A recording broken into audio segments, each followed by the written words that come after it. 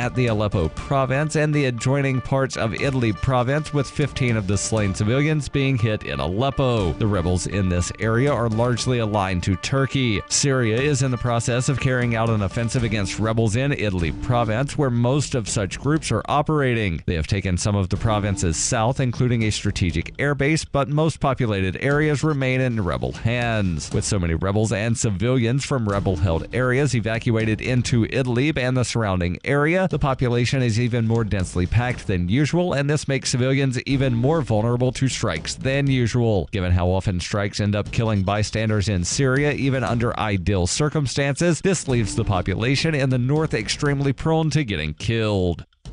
For over 40 years, Roberts & Roberts Brokerage has been a trusted source for buying and selling precious metals. Gold, silver, platinum, and palladium. They don't feed the banks. They're Bitcoin preferred and have removed the minimum purchase amount for all orders paid in the digital currency. Call Roberts & Roberts Brokerage today for knowledgeable advice on buying and selling precious metals and a forward-thinking approach to new technologies. 800-874-9760 or visit online at rrbi.co.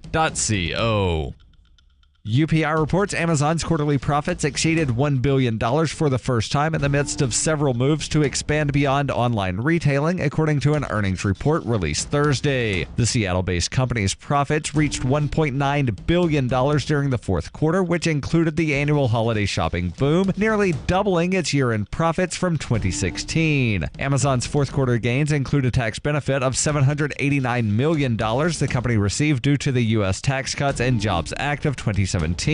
Overall revenue rose 38% to $60.5 billion in the fourth quarter, reaching the high end of the company's forecast. Amazon reported profits of $3 billion for the entire year of 2017, up from $2.4 billion in 2016. The company also said it hired 130,000 employees globally in 2017 and plans to hire more than 10,000 more by 2021. CEO Jeff Bezos said the company far exceeded expectations for sales of its Alexa smart speaker and plans to double down on the device moving forward. Earlier this year, Amazon reported the subscription-based Prime service shipped more than 5 billion items in 2017, with more than 100 million items eligible for unlimited free 2-day shipping in the United States. The company expanded its physical retail market when Amazon acquired Whole Foods in June and opened its first checkout-free Amazon Go store in Seattle on January 22nd.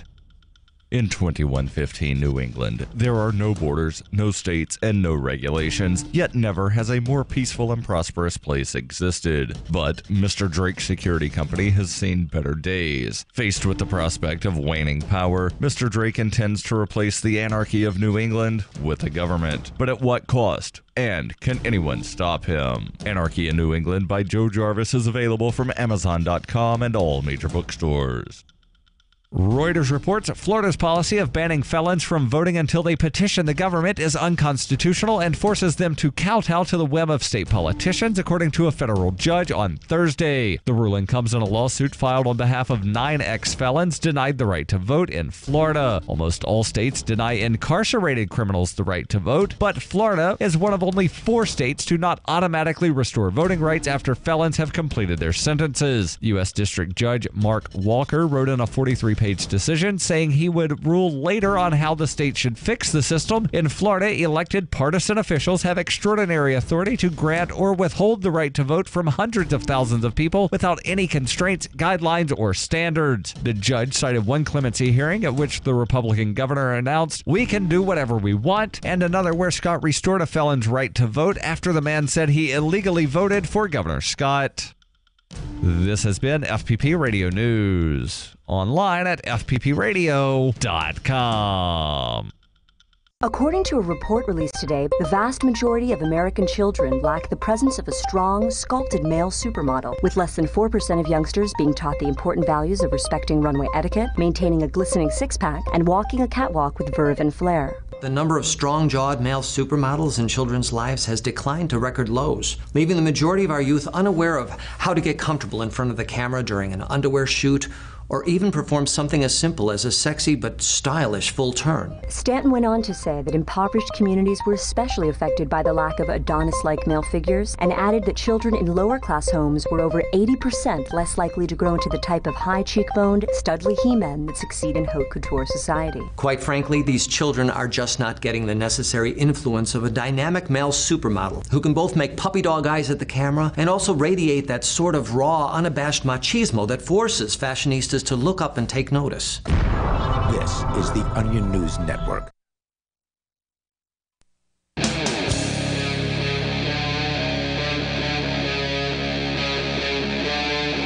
Free Talk Live.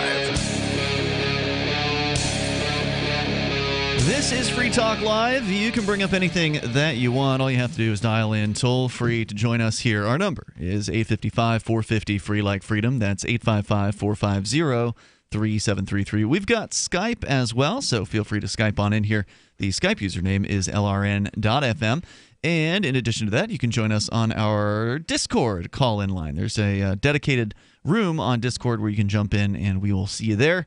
And you can talk to us on Discord. You can go to discord.lrn.fm to join that. That also allows you to chat with other Free Talk Live listeners before, during, and after the program. Joining you in the studio here tonight, it's Ian. And Chris. And Darryl. Of course, you can bring up what you want. You guys and we've all brought stuff in to discuss that we think you might find interesting. And apparently the big news of the day, which we don't always cover on Free Talk Live, just because a lot of times big news isn't the most interesting news. But in this case, it's about a conflict between the federal government agencies of the president and the FBI.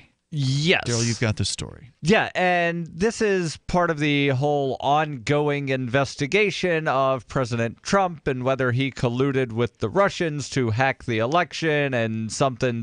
And part of the evidence, and I always love mentioning this because I'm actually part of the evidence, though not named directly, part of the evidence of Russian involvement in the election is that RT America hosted debates with Libertarian and Green Party candidates and dared mention that there are candidates other than Republicans and Democrats. RT being Russia Today. Yes. They don't normally say that that's what that stands for, but that's what that stands for. It's a government-funded channel, like the BBC. It's the Russian version of Radio Free Europe. Or the BBC, for instance. Or the what's the one that Iran has? Press TV. Yes. Radio Free Europe being funded by the American government. Most people don't realize that the United States federal government airs propaganda around the world. Yeah. Radio America, or what's it? No, it's Radio Free Europe. That's one of them, but there's also another one that they do, like you said, around the world. Yeah. They wouldn't have Radio Is that Free Voice Europe. of America? That's it. Voice of America. Thank you for that. I was thinking Radio America, but that's a syndicate in the local national business of radio syndication. So Trump has released some sort of paperwork? Yeah.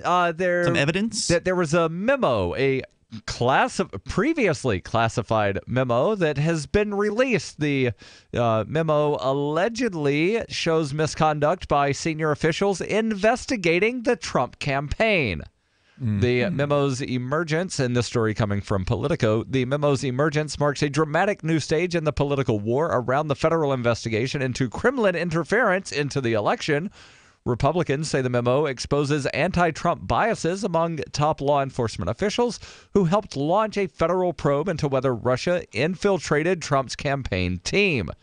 Democrats counter that the GOP is politicizing intelligence and distorting facts of the Trump-Russia investigation. And they warned Trump on Friday not to use the memo as a pretext for firing special counsel Robert Mueller. All right, so obviously I haven't read the memo, but I mean, nor have I, because it just got released earlier today. I mean, this is clearly, if it's a memo, then that's not speculative. That's what somebody wrote. That's a fact. So to call that not, the facts, I mean, that's definitely somebody's fact.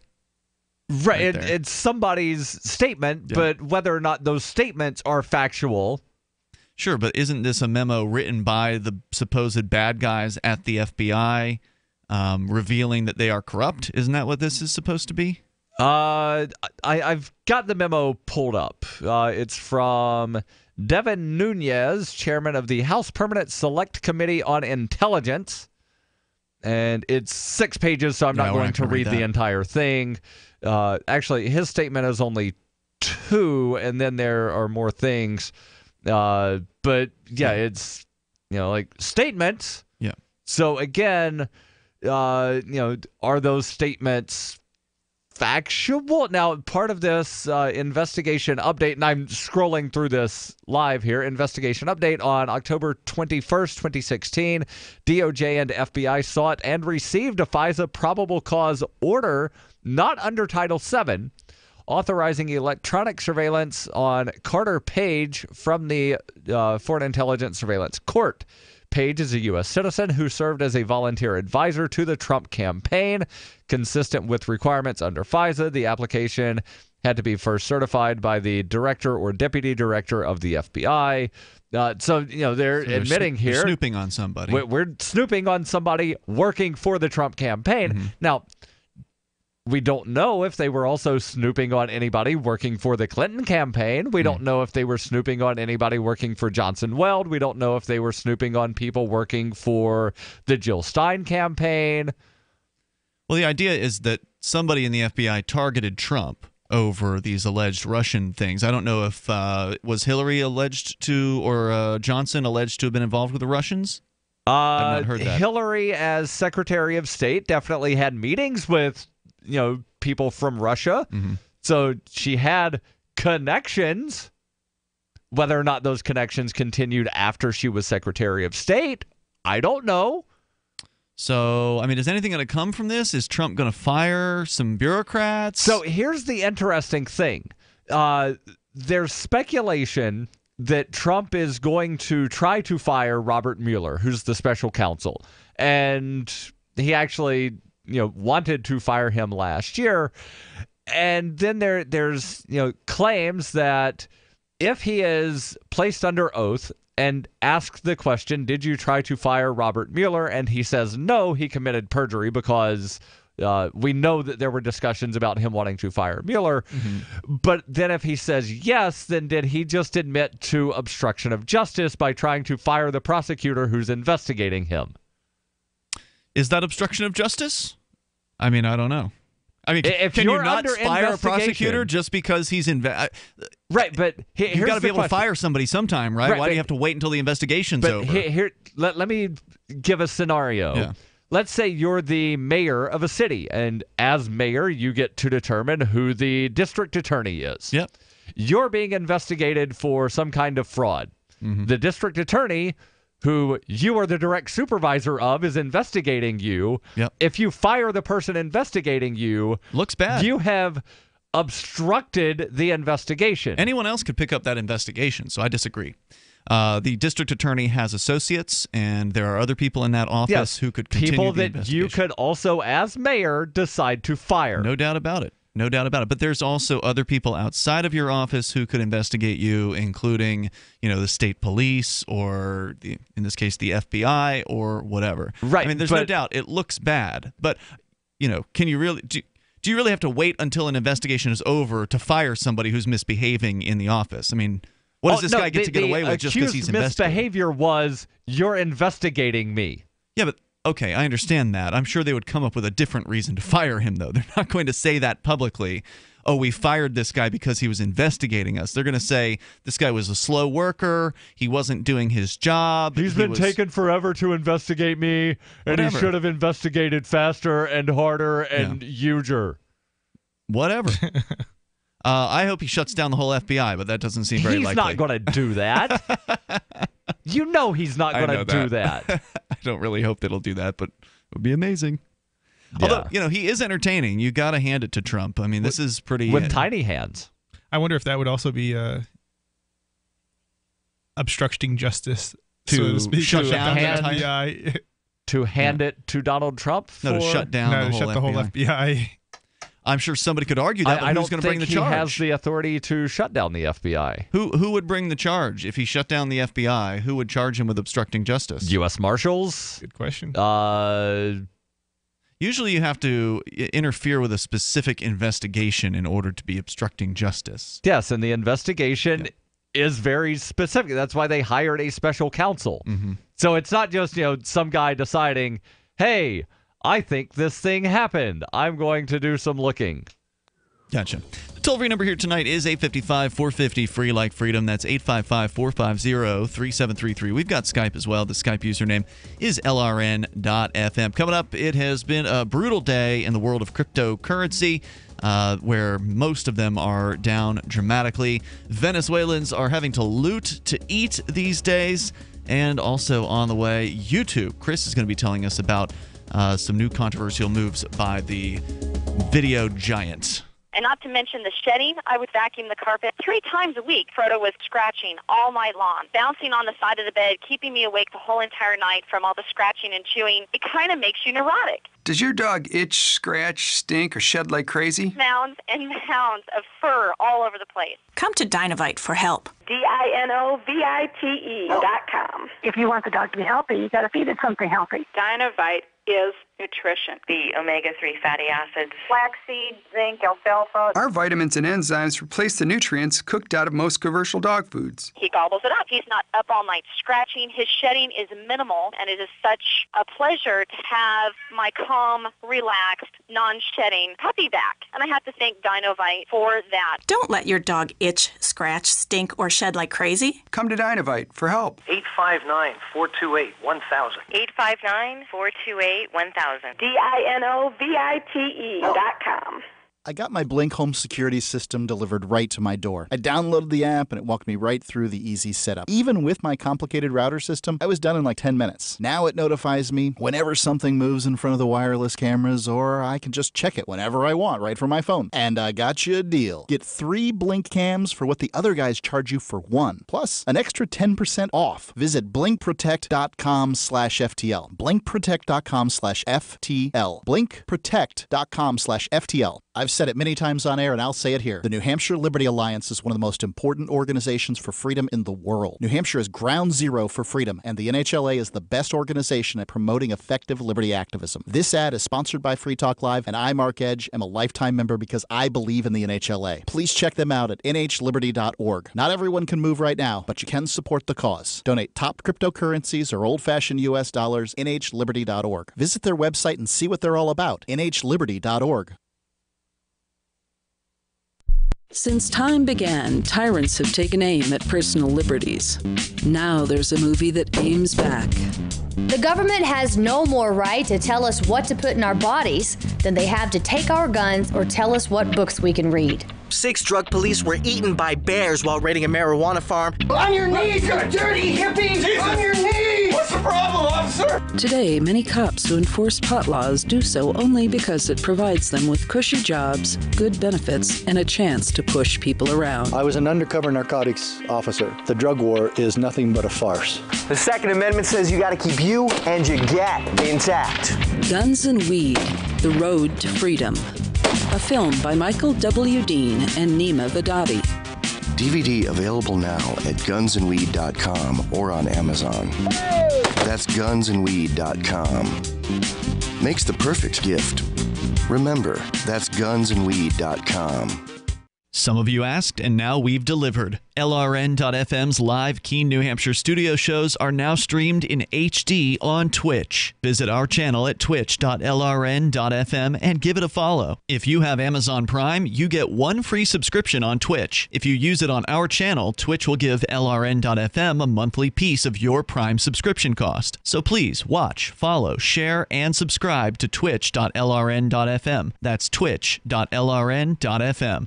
The new 4th edition of Healing Our World, The Compassion of Libertarianism, will take your understanding of liberty to a deeper level and has over 1,300 updated references, new cartoons, and a foreword by Dr. Ron Paul. With discounts for multiple book purchases, the 4th edition of Healing Our World is a great gift for the liberals, pragmatists, environmentalists, and Christians in your life who think libertarianism is cold-hearted. Get yours today at healing.freetalklive.com and use promo code FTL for a $5 discount. Love what we do? Please help support our international satellite channels at patreon.lrn.fm. That's patreon.lrn.fm.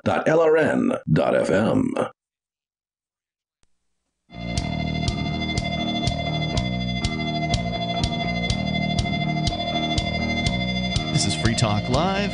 You can bring up whatever you want. All you have to do is dial toll-free here at 855-450-FREE like freedom. That's 855-450-3733. And we've got Skype as well.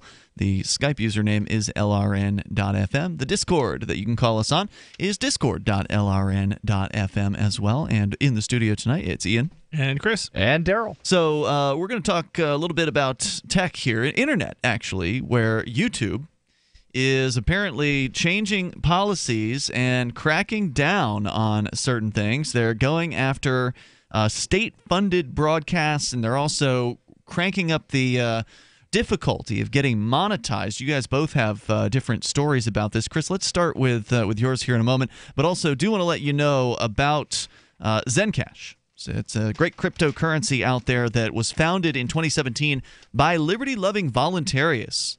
They took some of the best technology, including zero-knowledge anonymity and decentralized autonomous organizations, and they are using that in Zencash. It's a cryptocurrency dedicated to peace, anonymity, and decentralization. You can find out more at zencash.com. I've got some Zencash that I purchased with some Bitcoin for the Shire Free Church, which operates this radio show. And I did that after hearing their excellent interview on the Call to Freedom. I was already interested in it since they were interested in us, and I took some time to do my own vetting before I decided to accept them as an advertiser here on Free Talk Live. But I was already impressed with them, but once I heard them on the Call to Freedom and in what was a 2-hour-long, unprecedented length interview. Normally they only have their crypto interviews for like an hour.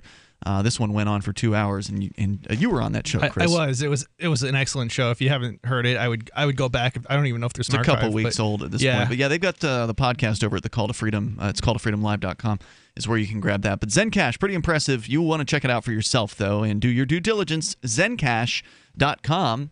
And so what's going on in the world of YouTube, Chris? So YouTube is basically putting disclaimers on any kind of state-funded broadcasts. And their objective is supposedly to fight propaganda. It's kind of interesting because, well, let's go into it. Yeah. And where's it coming from, the story? So this story is coming from Ars Technica. Okay. So good source. Yeah, they're pretty libertarian sounding in a lot of their writings. Yeah, in my experience. I don't know if they are. I don't know, but they definitely have a lot of content. Mm-hmm. I know. Actually, I do have an issue with at least one of the stories that they put out where there was so much bad info. It sounded like it was all accurate, but it just sounded that way. Somebody who didn't know enough about it. Anyway, so I'm a little bit on the edge with Ars Technica actually, but nonetheless. So here we go. YouTube's latest strategy is to fight the spread of misinformation involving putting a disclaimer on videos from certain news sources. The online video website announced it will start labeling videos posted by the state-funded broadcasters to alert viewers that the content is, in some part, funded by a government source. Interesting. So we're not just talking about the United States. We're talking about any state-funded broadcast. So RT... The Verge says that includes anything uploaded to YouTube by PBS. Because PBS gets a small port. I thought it was 90% funded by the state. No? No. They get most of their funding from underwriters. It's 10%, right? 10% state. Okay. That comes from the Corporation for Public Broadcasting. But yeah, they get the vast majority of their funding from places like the Ford Foundation and the Kellogg group. Wasn't one of Trump's promises that he was going to pull the funding from NPR and PBS? No, that was Mitt Romney that was supposedly going to kill Big Bird. Okay. But it wouldn't have because the PBS is not even, well, as you said, it's not even mostly funded. They get such a small amount of their funding from a government source. And I know that there are people like myself that would wind up becoming monthly donors to PBS if they stopped getting funding from the Corporation for Public Broadcasting. And that's the thing. Like, if we all had more money because we had less government stealing from us less money, we'd have more funds to fund things like PBS, right? Right. So, yeah. There was I think I do recall, and in fact, I'm looking here, March 16th. This is from last year. The Trump administration released its budget outline for 2018, complete with a plan to axe funding for the Corporation for Public Broadcasting. So that was a headline. I thought it was during the campaign that he was talking about that, because I remember giving some praise to that idea. Okay, I just remember during the Romney campaign the claim that Mitt Romney was going to kill Big Bird. Yeah, and, please pull the funding from these agencies because they're doing fine. If you've got 90% of your funding coming from outside agencies or sponsors or donors or whatever, and you lose 10%, you're not going to go under. You're going to be all right, and your donors are going to kick in the remaining 10%. That's what's going to happen. They'll be fine. Same thing if the National Endowment for the Arts went away. Your local art museum would not wind up closing. Well, they may close, but that would have nothing to do with, the national. It's hard. It's probably hard. It's not going to close because the National Endowment for Arts goes away. Is my point. Yeah. No, there's tons of money in art. Right. Local art museums get the vast majority of their funding from volunteer sources. Yeah. So anyway, let's go on with the story. So I just want to make one other comment. Yeah, so it's not. There's a lot of propaganda outlets, so to speak. Besides PBS, it's the BBC, RT, DW. Yeah. A lot of different governments have DW. That's the German one, right? Yeah, DW is Germany. Oh, the CBC. Yeah, the CBC. Canada. That's a Canadian broadcasting. The Canadians, don't you know? I think Australia Nigerian Television Authority. I think Australia has something too. North Korea, although they probably don't have the bandwidth to upload video. So I wouldn't. Do they have YouTube in North Korea? They have YouTube, but do they have it in North Korea is a good question. I don't know if the elites, because you probably have to be an elite to have access to the internet at all in North Korea. Right, and there was something, and I don't know how legitimate the source was, but there was something claiming that there were only like 27 websites that could be accessed from North Korea. Now, and they had a link to all of them. That was externally, right? Not internally, because there's the intranet within North Korea. Right, and YouTube is not owned and operated by the North Korean government. So if they're... Right. And my point was, I don't think YouTube was on the list of what North Koreans can access that is not hosted by the North Korean government. Just because they only have 27 sites that are accessible from North Korea. That means there are 27 North Korean websites. Right. That doesn't mean they can't access websites outside of North Korea. I suspect but there's not many people who have general internet access in North Korea to begin with. It's probably the case that the elites can internet access and the others can't. Right. So like there may be like or here's another great example. Maybe. I don't know, because they're so strict on you're not allowed to get information from South Korea. If somebody sends you That's a why book. I said the elites. This is why they have the party elites. The top. They don't want the party North elites watching Gangnam Style and American Ninja Warrior. They're not going to let them go on YouTube. Okay. Well, I don't know. But this is I'm speculating. This is why they have an intranet where they have sites that are internal to the country and other countries. It's not the only one. There's a lot of other countries who have also done this. Iran has done something similar. I want to say Bahamas, not Bahamas. The communist Bahrain country south of the United Burma? States. Communist Cuba. Cuba, yeah. Cuba has an intranet, so you can email. Their internet sucks in Cuba, from what I understand. Yeah, but you can email one person from one side of the island to the other. We got more coming up here in moments about YouTube's new restrictions. Free Talk Live. Over the last 4 years, 3 of the biggest online precious metals dealers have gone bankrupt and their owners put in prison due to theft and fraud. Having previously purchased precious metals, can you be sure you purchased the right product? Did you receive proper advice? Or were you stung by one of these companies? Miles Franklin has been in business for 29 years without receiving any material customer or regulatory complaints ever.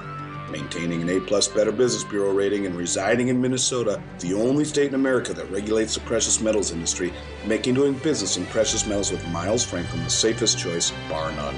Call us at 866-485-4346 and let us review your portfolio at no commitment whatsoever. Again, that's 866-485-4346. Get the peace of mind you deserve in working with a precious metals company with a reputation like Miles Franklin. Again, that's 866-485-4346. Miles Franklin Precious Metals, the name you can trust. Uncovering the secrets and exposing the lies. That's what the readers of freedomsphoenix.com get every day.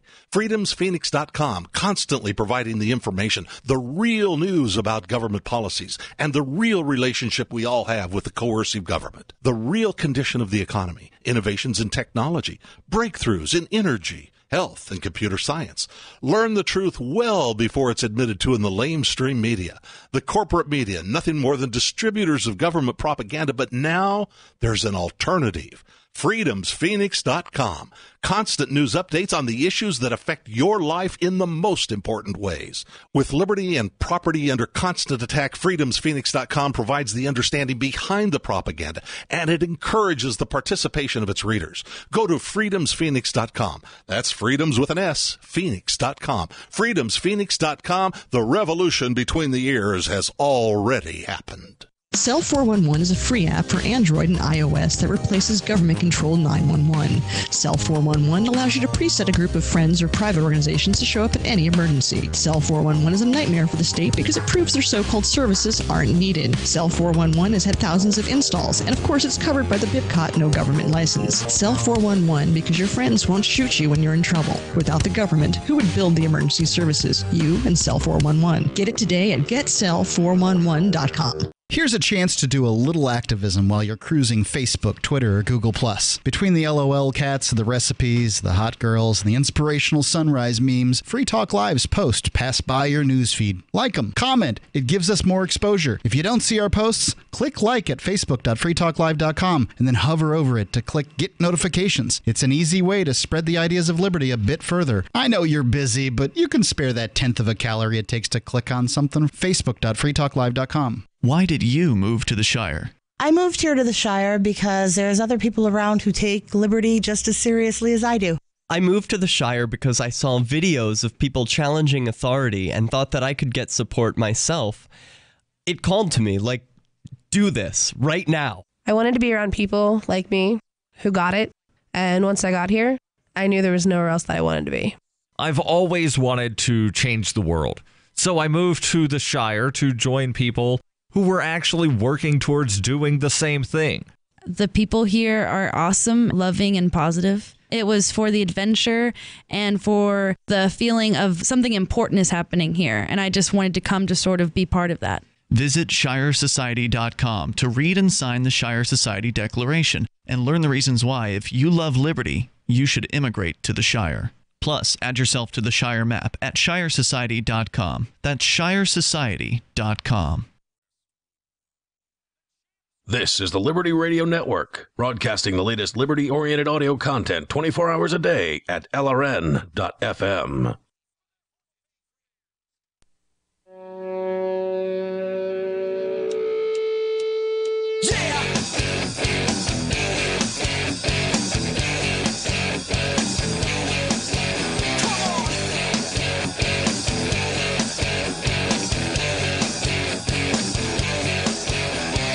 Talk Live dial toll free and join us on the radio here. Our number is 855-450-FREE, like freedom. That's 855-450-3733.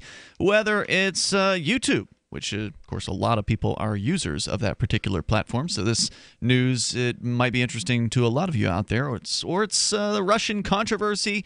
Or also on the way, we can talk about cryptocurrency and more. Whatever you want to discuss, you decide by calling in. The toll-free number is 855-450-FREE, like freedom. That's 855-450-3733. It's Ian, Chris, and Darryl in the studio here tonight. And I do want to let you know about Bitcoin.com.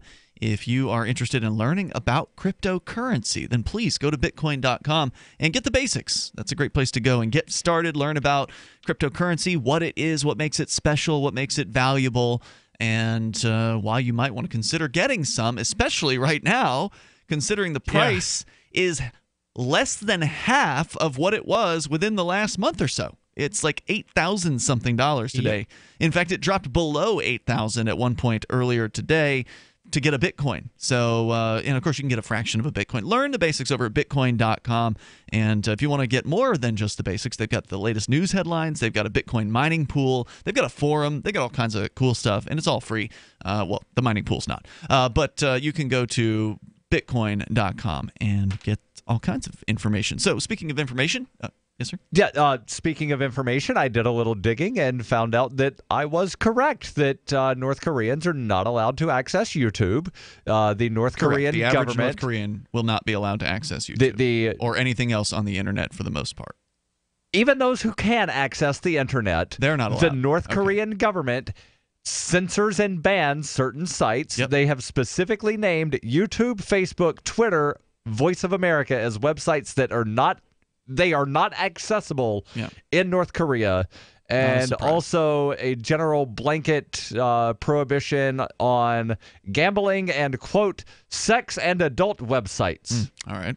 Have been blocked. Yeah, so it's kind of like that Great Firewall of China, to where the government says, oh, well, nope, you're not allowed to access this and this and this and this. But it's worse because I don't know what percentage. It would be interesting to find out, and it would be hard to get this information because it's very difficult to get statistics out of North Korea. There aren't very many government available details or independent agencies that you can contact or anything. Right. This is why in the rankings of the country's economic freedom and personal freedoms in the world, North Korea never even makes it into the rankings, because there's just no data that you can utilize to rank them in comparison to anything else. And so it would be interesting to find out what portion of the North Korean population even has the ability to get on the restricted version of their internet. Well, I'm glad you asked, because The Guardian has a number. Okay. And they admit it's not an accurate number. Right. They estimate that more than 2 million North Koreans have mobile telephones. Yeah. But with very few exceptions, access to the internet is limited to officials, technicians, and others with special permission from the North Korean government to use it under close supervision. Yeah, that's what I figured. So not only, can the average person in North Korea not get on the internet, they are specifically, those who can get on the internet are specifically prohibited from visiting YouTube, Facebook, Twitter, Voice of America, media sites in South Korea, anything involving gambling or quote-unquote sex and adult websites. Thank you for looking into that. It seems like it could actually hinder somebody's job, like somebody researching technology kind of stuff, or like teaching and purposes and things like that. Because there's a lot of information out there. All you need to know is that Dear Leader provided you with everything you that there was that document, one of the documentaries by Vice, where they went to the fitness facility. Yeah. And all of the equipment had been personally tested by Dear Leader. Not only that, he designed the equipment. And he designed the workout. That there was other equipment that he did not test or design. That's right. That didn't have the little plaques, and nobody used those because they only wanted to use equipment that was designed and approved by Dear Leader. They might get black bagged if they end up using the other equipment. So it could have been just done out of straight fear or propaganda. And he personally trained the dolphins at Korean SeaWorld. That's right. It's amazing. Just absolutely fascinating country to look into. Yes. And the Vice documentaries are very, very well done about North Korea. So check those out.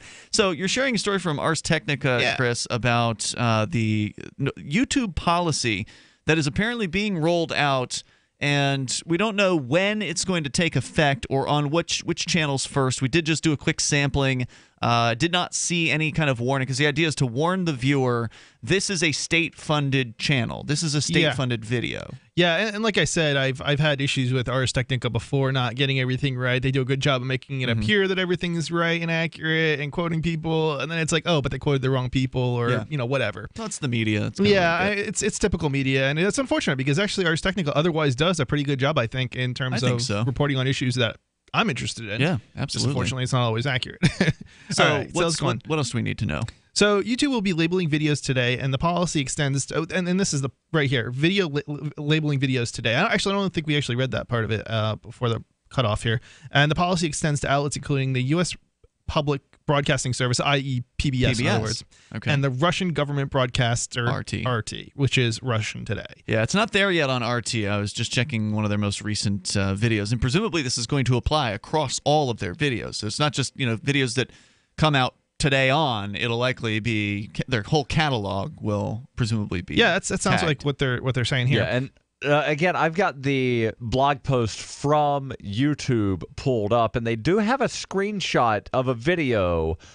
Unfortunately, the title of the video is in an Asian language that I cannot read, but the disclaimer is in English.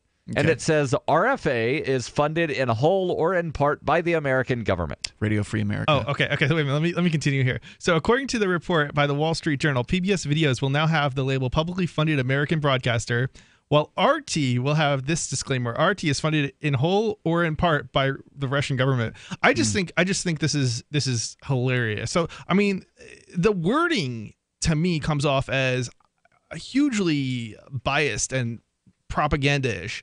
I mean, it comes off to me like there's a difference between using the word publicly funded. Yeah. Because publicly funded could be like you and me and like unbiased. That's right? what they want you to think right. in that word. But when they go to get to the Russian part, they're talking about in whole or in part by the Russian government, which automatically makes you scream propaganda. Right. So yeah, that seems like a real unfair discrepancy. Right. Why treat the Russian government like that as compared to the US? But again, RFA, it says funded in whole or in part by the American government. Is that Radio Free America? Is that what that stands for? Because I'm on Voice of America's channel, and I don't see a warning there. Again, I don't know what that is. All of this is other than that statement. Okay. Is in an Asian language that I believe to be Chinese, because part of it RFA CHIN ... which is probably Radio Free America China. I'm going to do some searching here and see what I can find. Well, either way, let's continue. Yeah, so the new policy is YouTube's way of informing, propagandizing viewers about where the content they're watching is coming from. A piece of information often hidden or left unsought by the viewers themselves. The principle here is to provide more information to our users and let our users make the judgment themselves.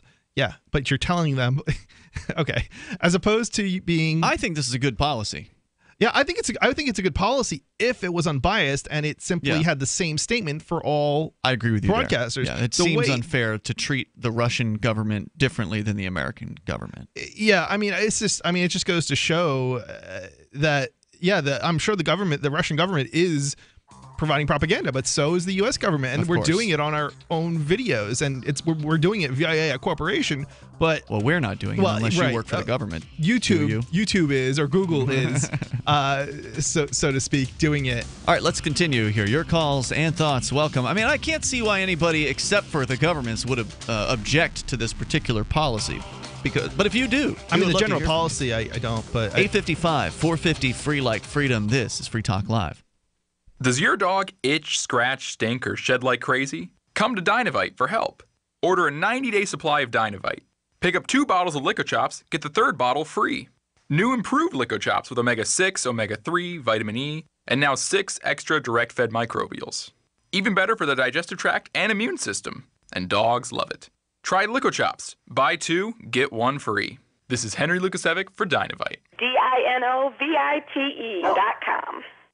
Cryptocurrencies are successful because of good technology. The liberty-loving voluntarists who founded Zencash in 2017 took the best tech, like zero-knowledge anonymity and decentralized autonomous organizations, and are creating a secure platform for money, messages, and media that can be sent to anyone, anywhere in the world. Zencash is a cryptocurrency dedicated to peace, anonymity, and decentralization. Find out more at zencash.com. That's zencash.com. It's about time something new came along for better selling and buying online. And I found it. What now, Marge? It's buysellmakeoffer.com. Never heard of it. It's a brand new company. That's why you've never heard of it. It's the newest and best way to sell any products online. I did all the research. Sell my car? Yes. Our home? Yep. My golf bag? Your golf clubs. All of them. How about your purse collection hoard? Hey, now. You said any product. Right. I did. We get 30 days free. Really? Packages starting from only $9.95. And buysellmakeoffer.com will never charge item fees ever. Never. And this is cool. Listen to this. You can even use Skype or video to show your items. That's cool. Yes. All we have to do is go to the website, sign up, and then load our stuff to sell. I love this site. Buysellmakeoffer.com. Buysellmakeoffer.com. You got it? Buysellmakeoffer.com. makeoffer.com. Better selling, better buying.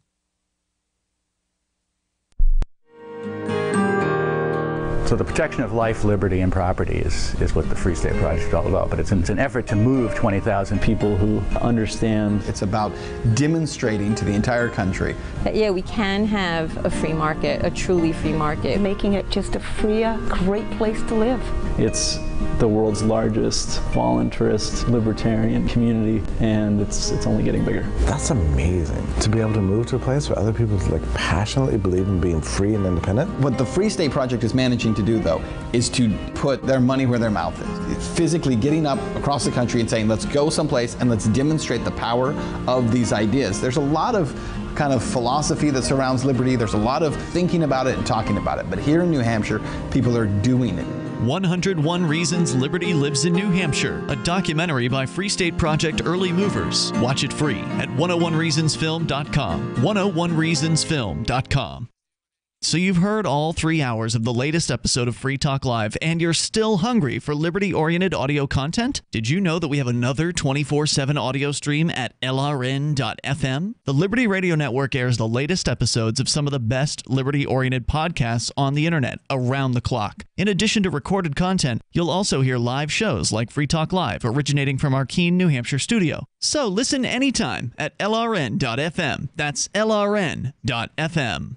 We've all heard about blockchain assets like Dogecoin, Ether, and Ripple. Bitcoin isn't the only player in the blockchain game any longer. And for those of us wondering how to get our hands on these digital assets, finally, there's a solution. Shapeshift.io allows you to buy and sell between your digital assets and Bitcoin instantly between your own digital wallets. I've used it with ease. Shapeshift.io. There's no account or email address needed. You send them the crypto you want to sell. They send back the crypto you want to buy. It's that easy. Shapeshift.io. You can sign up to receive the latest about the Liberty Radio Network via our email updates at updates.lrn.fm. That's updates.lrn.fm.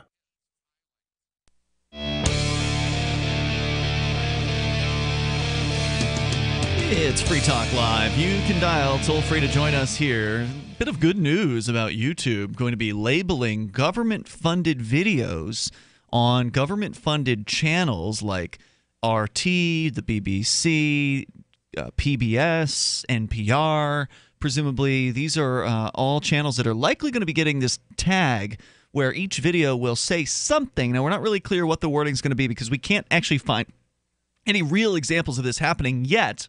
Right. And, I think this actually doesn't go far enough. If you're going to start labeling stuff and say that, this entity is paid for or funded by the American government, go all the way. And Lenco, the company that makes the ballistic engineered armored response counterattack trucks, the Bearcat, the Bearcats, slap disclaimers on their thing of this company only does business with governments. Start slapping disclaimers on videos by Boeing that this company relies heavily on government contracts. I love it. Start slapping things up on everything where you know that they rely heavily on government contracts. Yeah. Hell yeah, man. I support that. Was there more from the Ars Technica story? Because if not, I've got a comment from PBS in response to this. Oh yeah, there's a little bit more here. Yeah, sure. But you want to go and do the comment first? Well, yes, and also you're welcome to comment here. The toll-free number is 855-450 free like freedom. If you actually are against this, because PBS is going to be against it. If you are against this, I want to hear from you because it would seem to me this is good transparency information. This is, there must be a reason they've done this, right? Like people must have complained or something. I don't know if YouTube reveals, hey, we're responding to consumer demand here. The people that complained are in the federal government of we had Russians interfering in the election and companies like Google and YouTube and Facebook, they need to do something about these outside governments influencing our elections by hosting debates with libertarians and Green Party candidates. You're speculating that it was the government who complained about this because they're targeting the U.S. government as well with their channels, although with different verbiage. Right. And it appears to where, they can kind of, hey, we're doing this for everybody, not just, the Russians. Right. So, yeah, I am kind of speculating, but I've also been reading a lot of news recently to where there have been federal agencies demanding that Facebook and YouTube and these other outlets wind up providing information of the Russians interfering in elections. So some of this is maybe a reaction to government threats by individuals in government to regulate YouTube, and these companies don't want to be regulated because it has increased costs. So, and then this article, of course, is somewhat biased, I think. So they twist words. This is the kind of the perspective I'm having of this whole thing. They seem to be twisting words, ars technica, of what YouTube has said, because I mean, if we actually look at what YouTube is, well, Darryl has the actual press release. I mean, when you actually look at the press release from YouTube, that's not the words that they use in the press release. Okay. So I don't know. That's the perspective I'm getting from this all. PBS, according to CNN.com, says, quote, according to one of their spokespeople, PBS receives a small percentage of its funding from the federal government. The majority of funding comes from private donations. More importantly, PBS is an independent, private, not-for-profit corporation, not a state broadcaster. YouTube's proposed labeling could wrongly imply that the government has influence over PBS content, which is prohibited by statute. If YouTube's intent is to create clarity and better understanding, this is a step in the wrong direction. We are in ongoing discussions with YouTube on this issue, but we have yet to reach a satisfactory solution. Unquote. Well, what I'd like to suggest to PBS is if they would like to be considered an independent broadcaster, they should go ahead and say no to any future checks that are being sent to them by the federal government. Right. Turn it down. Technically, they can say that they are not accepting a check from the federal government because they get the check from the Corporation for Public Broadcasting that gets the check from the federal government. So it's money laundering. Yeah, well, no, it's not money laundering, because to money launder would be to take the proceeds of an illegal activity and make it appear as though it were legal. Right. So the federal government, through the IRS, steals money from Americans. No, that's legal. It's a legal taking. So it's not stealing. Right. Legal plunder is still theft. It's just theft by a different name. Yes, I agree with you. And then they give the money to the Corporation for Public Broadcasting that gives the money. It's not money laundering when they do it, Darryl. Right, but it's money laundering. Yeah, they also can print money from thin air, which is a whole other crime. Right. I mean, what do you call that crime? Oh, well, you could make your own Ian bucks. Yeah. I could. You could print as many of those as you want. That would not be illegal. Yep. It would only be illegal if you said the Ian dollar is a U.S. dollar. Correct. So wait, what happens if you peg the Ian dollar to $1 US? I don't know. You Look can at peg Tether. whatever you want to anything. It's only a crime when you say this is U.S. currency. I actually have a story about Tether and what happened to them this week, which is a cryptocurrency supposedly pegged to the dollar. Seemed like a really bad idea to me, and turns out it is a really bad idea. But anyway, so there's what PBS has to say about it. They are upset. How dare the YouTube label PBS as a government-funded broadcaster? Well, they are government-funded, and they were created by the government. Right? It was the government that created it, saying it was independent. That's a good question. Was it the government? Does anybody know if it was government created or if it was developed first and then funded part? Even if it was the Corporation of Public Broadcasting who created it, if the government created the Corporation for Public Broadcasting, well, of course, it's still. But that's not what I'm saying. Creation of the government. I don't know the background of PBS, but it could have been created independently and then got funding from the government. I doubt it. Yeah, at some later date. I don't know. Maybe that may not. You may be totally right. It may have been. Maybe it started out as 100% funded by government and created by government. According to Wikipedia, but it would be something that'd be worth looking into. Let's see here. Overview. Founded by Hartford Gunn Jr., PBS operations began in 1970, taking over many of the functions of its predecessor, the National Educational Television, NET, which later merged with Newark station WNDT to form WNET. Unlike the 5 major commercial broadcast television networks in the U.S., ABC, CBS, NBC, Fox, and the CW, which compensate their affiliate stations, PBS is not a network, but a program distributor. That's not really about the history there. So it's not clear. It says here it was founded by Hartford Gunn Jr., and I'd have to spend more time looking into this to see exactly what that was. PBS also has member stations where the different stations pay a fee to wind up, being some kind of, affiliate sort of thing. Now, I do know that C-SPAN was created by, I think that was created by an FCC rule that said that cable networks have to something. Community access television was also a FCC mandate that, again, cable networks have to do a thing. So community access television would not necessarily exist absent the FCC, but it wasn't created by or funded by the federal government. It's a really weird sort of thing. The early years, this according to Britannica.com, which apparently they still exist in an online forum. The early years of television or public television were dominated by NET, the National Educational Television, which relied primarily on funding from the Ford Foundation. Following the creation of the Public Broadcasting Act in 1967, the government-funded Corporation for Public Broadcasting, CPB, was established, and in 1969, it founded the Public Broadcasting Service as a successor to NET. So, yes, it was absolutely founded by the CPB in 1969, which was funded and created by the federal government. So, yes. And then I guess over time, it became popular enough to where they got all the donations and such, and now they only take 10% of their, or whatever it is. I've heard it's 10% of their funding from the government. So look, PBS, if you are mad about what YouTube's doing, just go ahead and tell the federal government, no, we don't need your money. We're no longer going to accept this. We are going to be very proud of our independent status from here on out, but I don't think you can call yourself independent if you are still dependent even 10% on the federal government's handouts. Well, Ian, didn't you know that the Postal Service is an independent agency?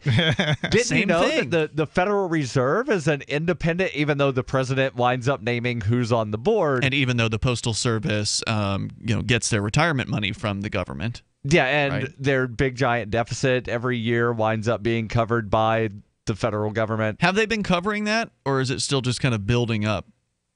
I'm not sure they've been covering it. Well, they're, not allowing them to go bankrupt like any other business that racked up a $9 billion per year deficit. Yeah, that much is true. The toll-free number here is 855-450 free like freedom. That's 855-450-3733. I think what they've been doing is the federal government's been shoring up the retirement funds for the Postal Service. I'm not sure if they've been paying the operating costs. That's a good question. We'll have to look into that because there's always some news about how the Postal Service is bleeding cash. More coming up. Bitcoin is losing crypto market share to other digital currencies. Bitcoin's astronomical rise has led to the creation of numerous competitors like Ethereum, Ripple, and Litecoin, which have also seen massive gains in value. According to Quartz, Bitcoin made up 85% of the crypto market 1 year ago, and today it has fallen to 36%. Remember, the only way to win in the casino is to take chips off the table. Call Miles Franklin at 866-485-4346 and let us show you how to quickly turn your Bitcoin into the 5,000-year-old safety of precious metals. Miles Franklin can quickly convert your Bitcoin to precious metals with one phone call at 866-485-4346. That's Miles Franklin celebrating our 29th year in business without ever receiving a customer complaint. Call us at 866-485-4346. Fast, easy, safe, and convert your Bitcoin into gold with one phone call. When you hear the word lobbyist, you probably think about greedy corporations, but not all lobbyists are the same. Some are fighting for the freedoms you hold dear. Liberty Lobby LLC is doing just that in New Hampshire, working hard to represent you, not some special interest group. You can help by going to libertylobby.info, where your contribution will give us the tools we need to ensure that your voice is heard. Visit libertylobby.info today to find out more. LRN.FM is proud to announce our official listening apps for Android and iOS devices. Now you can easily tune into our streams anywhere, anytime on your smartphone or tablet. Just visit apps.lrn.fm or search for LRN.FM in the Android or Apple app stores. Please download, rate us 5 stars, then share the link on your social media and let your friends and family know how you're listening to LRN.FM. Download it now, free at apps.lrn.fm. You're listening to the live edition of Free Talk Live. Hour number 2 is next after the news here on the Liberty Radio Network at LRN.FM. From Keene in the Shire, the Liberty Media capital of the world, this is Darryl W. Perry, host of FPP Radio News for Friday, February 2nd, 2018. Silver is trading at $17.23 per ounce. Gold is valued at $1,348 per ounce. Zen Cash is trading at $41, and the average price of Bitcoin is $8,954. Antiwar.com reports Syrian warplanes were out in force Thursday targeting rebel-held areas in northern Syria, with strikes reported in Homs, Idlib, and Aleppo provinces, and at least 28 reported killed. Among them, reports suggest 20 were civilians. Strikes appear to have been chiefly targeted at the Aleppo province and the adjoining parts of Idlib province, with 15 of the slain civilians being hit in Aleppo. The rebels in this area are largely aligned to Turkey. Syria is in the process of carrying out an offensive against rebels in Idlib province, where most of such groups are operating. They have taken some of the province's south, including a strategic airbase, but most populated areas remain in rebel hands. With so many rebels and civilians from rebel-held areas evacuated into Idlib and the surrounding area, the population is even more densely packed than usual, and this makes civilians even more vulnerable to strikes than usual. Given how often strikes end up killing bystanders in Syria, even under ideal circumstances, this leaves the population in the north extremely prone to getting killed.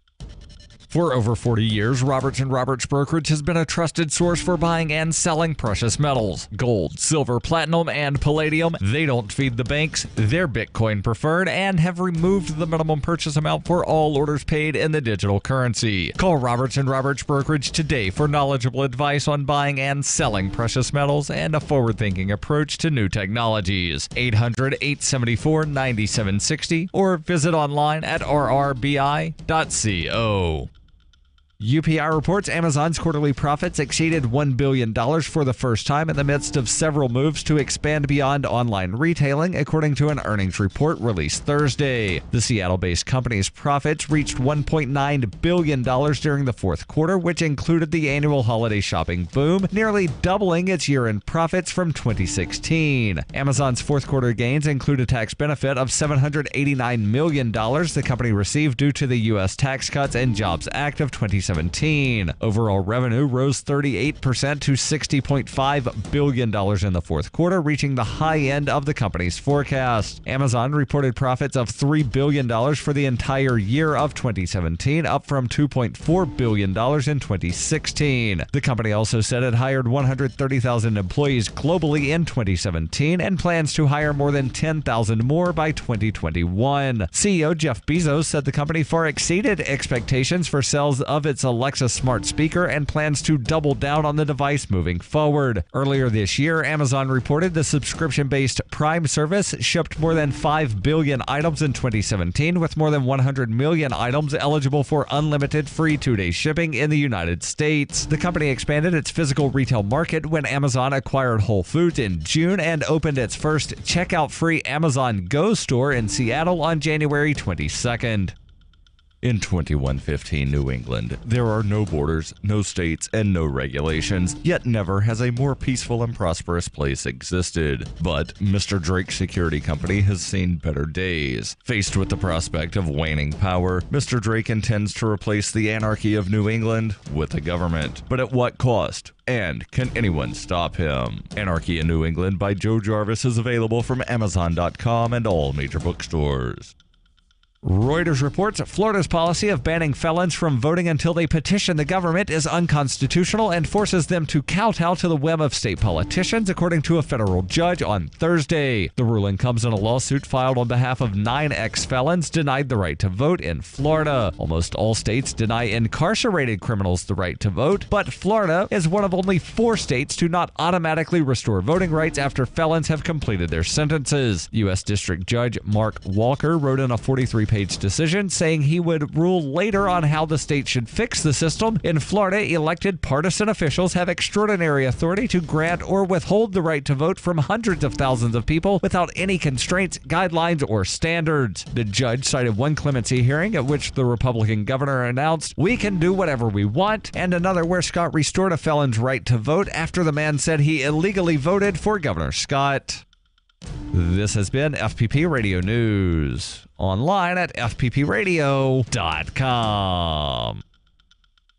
The producers of Sesame Street have responded to the controversy over the recent New Yorker cover that showed Bert and Ernie as a gay couple celebrating the repeal of DOMA. Sesame Workshop released a statement today saying, quote, "We have never viewed Bert and Ernie as a gay couple, but as two friends who will do absolutely anything to get their rocks off. These pansexual perverts cannot be categorized in your narrow gay, straight, or bisexual paradigm. They're into some pretty sick shit." On their website, PBS released a long list of the duo's strange sexual fetishes, which range from shoving ice into their anuses so that they can cold water into women's mouths, to castrating stray dogs and then masturbating onto the animals' bleeding wounds. Although they're flattered that fans have turned the characters into gay icons, the producers explained that calling them gay would be inaccurate. Quote, "They will literally f*** anything that moves." The producers also added that Oscar the Grouch is neither male nor female, and that its trash can is designed to hide a lower body that is just a Lovecraftian monstrosity of hundreds of interlocking penises and vaginas.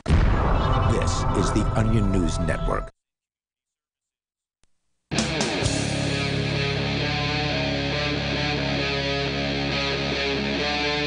Free Talk Live.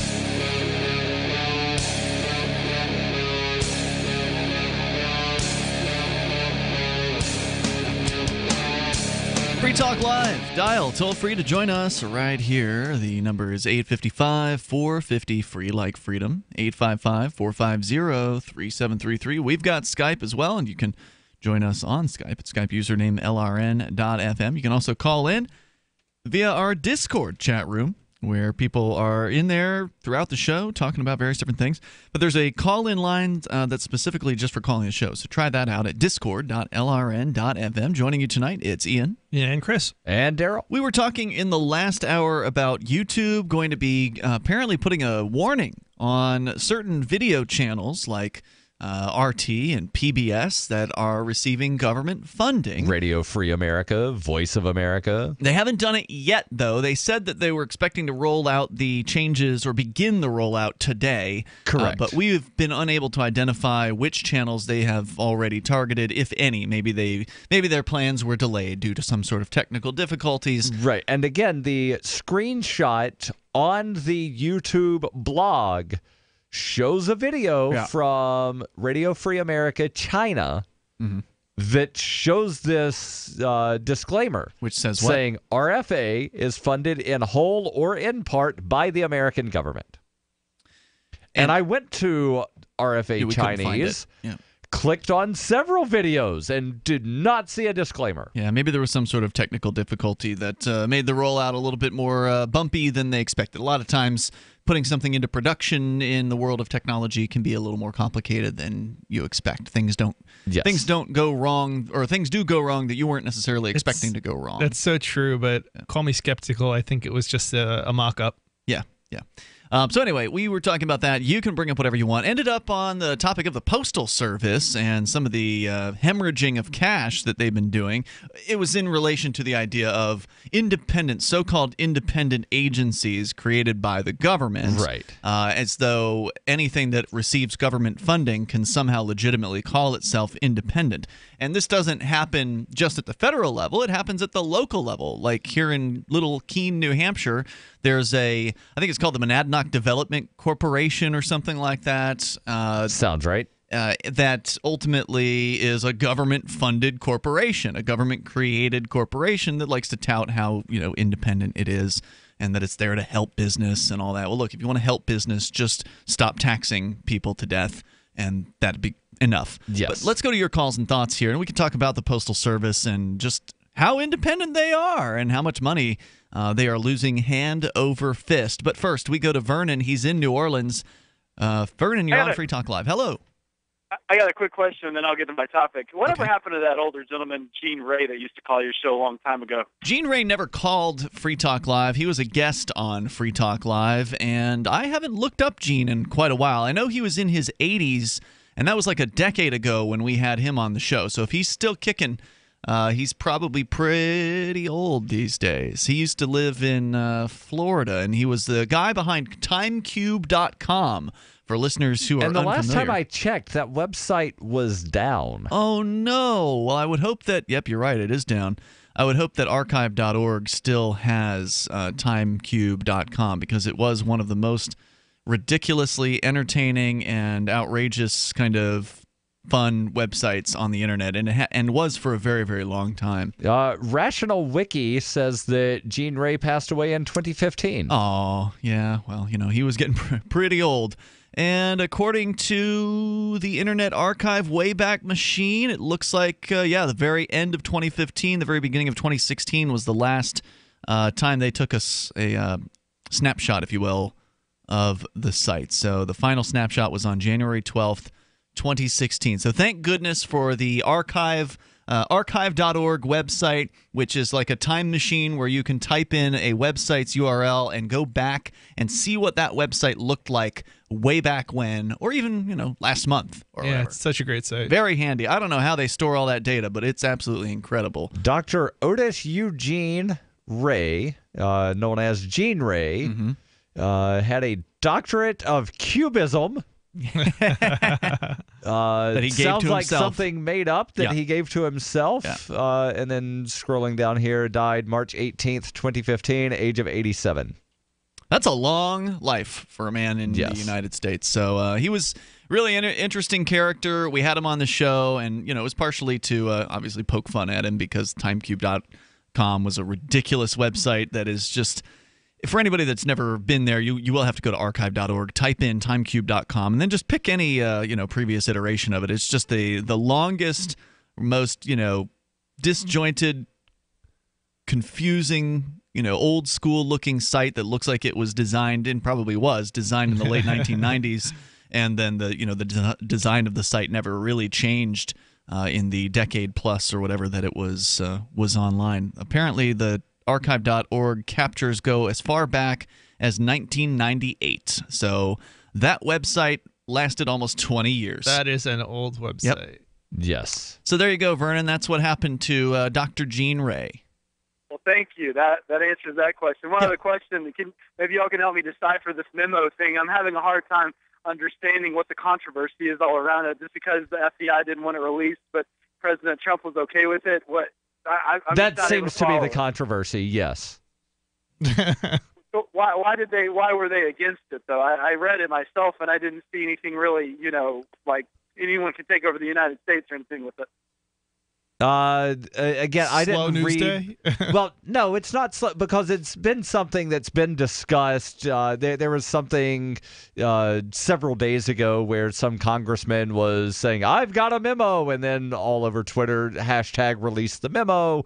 So, people want the memo released, because, especially the Trump supporters, because this shows that the FBI is making stuff up about Donald Trump. And, of course, the Trump campaign's trying to discredit the people that are investigating Trump, and then they're trying to discredit Trump by something. And the whole thing it's ridiculous.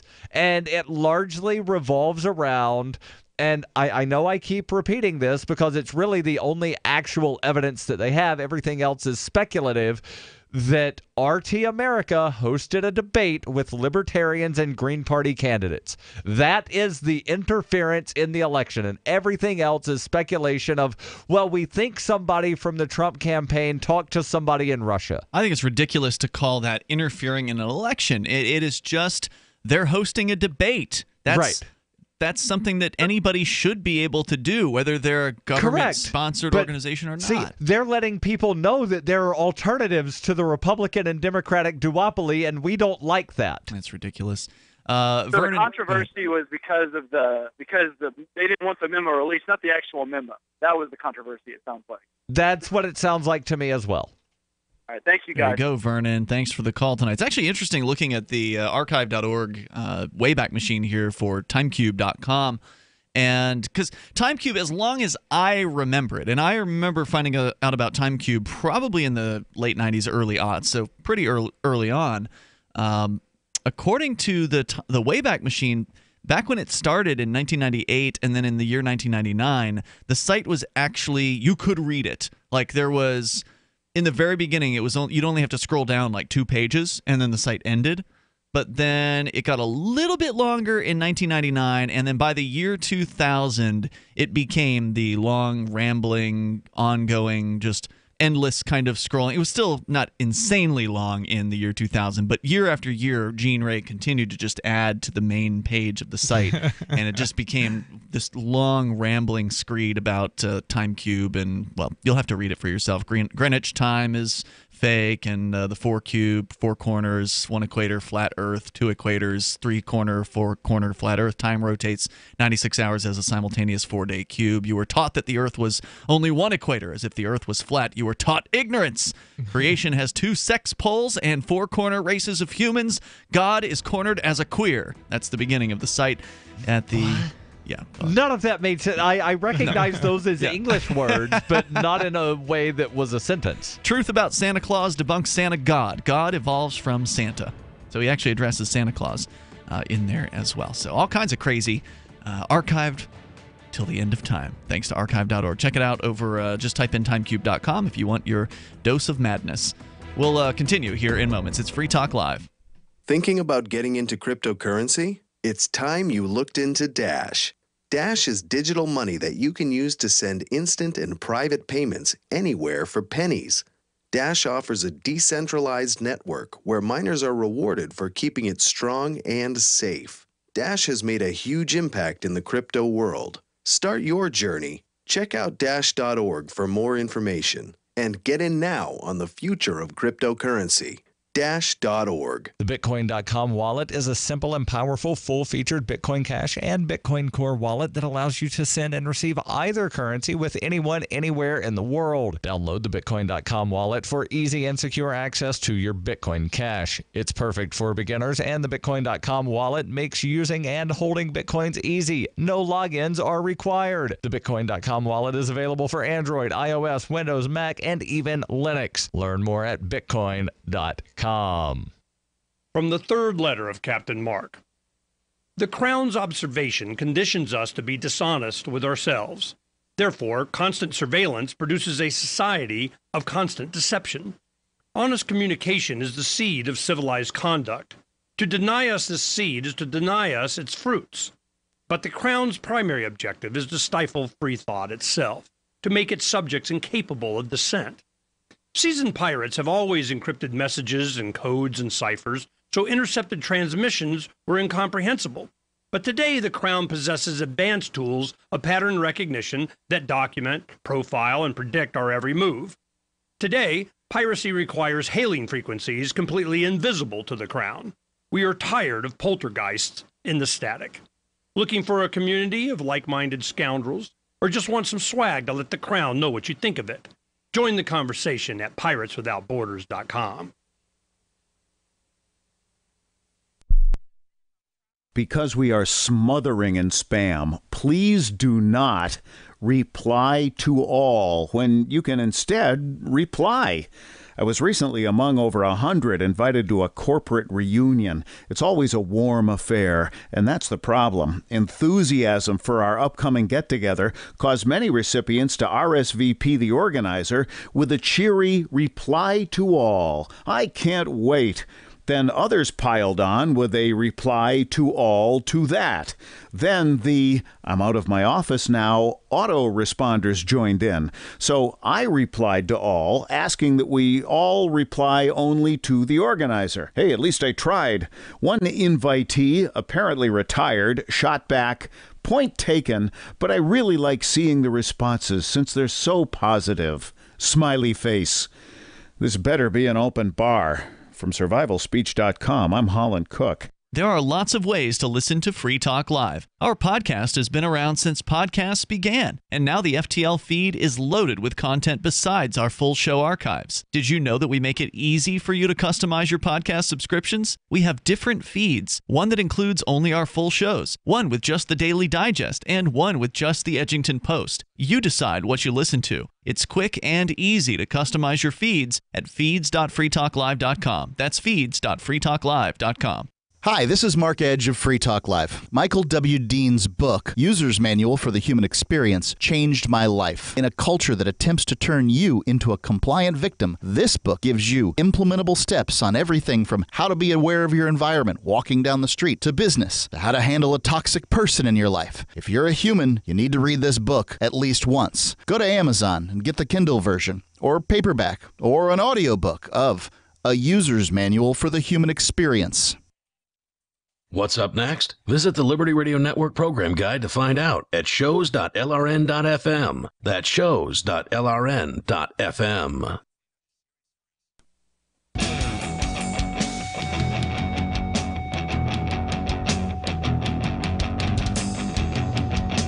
It's Free Talk Live, and you can join us here. The toll-free number is 855-450. Free like freedom. That's 855-450-3733. We've got Skype. So Skype on in here. It's Skype username lrn.fm, or call us on the Discord call-in line room over at discord.lrn.fm. Coming up in just a couple weeks from now, it's Anarchapulco. It's going to be happening in Acapulco, Mexico, for the 4th year in a row at the beautiful Princess Resort, February 15th through the 18th. We're sorry to say that you cannot get your tickets from anarchapulco.com at this point because they are sold out, which is bad news for you if you procrastinated, but it's great news for Anarchapulco because it likely means you're going to see year number 5 in 2019. So if you can't make it out this year, you can listen to Free Talk Live because we'll be interviewing some of their great speakers. I don't know which ones we'll be able to get, but Ron Paul is going to be there. I'm certainly going to do my best to get Ron Paul on Free Talk Live again. It's been a long time since we've had him. G. Edward Griffin, Jeffrey Tucker, Roger Veer, Larkin Rose, Jeff Berwick, Bruce Fenton, Brett Venat, Julia Taransky, Dana Martin, Juan Galt, Adam Kokesh, maybe, if he can get there. If he's allowed to enter Mexico. Right. Kerry, well, I mean, Mexico, I don't think would care about letting him in. It's just whether or not the U.S. government would let him out. Yeah, you can be a felon and go to Mexico. That's not a problem. And is Adam, did he get a felony charge previously for the gun thing? I think he did. Yeah. So Kerry Wedler, Vich Yedlika, Sterling Lujan, and likely more. Go to anarchapulco.com to learn more about the event. And you'll probably want to bookmark it because during the event, they're going to be doing live streaming. So because they sold out the event, they figured let's put the video as it happens out there for anybody else to watch. So even if you can't make it down there, you can still watch as people speak on whatever issues they're going to be talking about. So look forward to joining you down there if you're going, because Free Talk Live will be broadcasting from the event at anarchapulco.com coming up in just a couple weeks in Acapulco.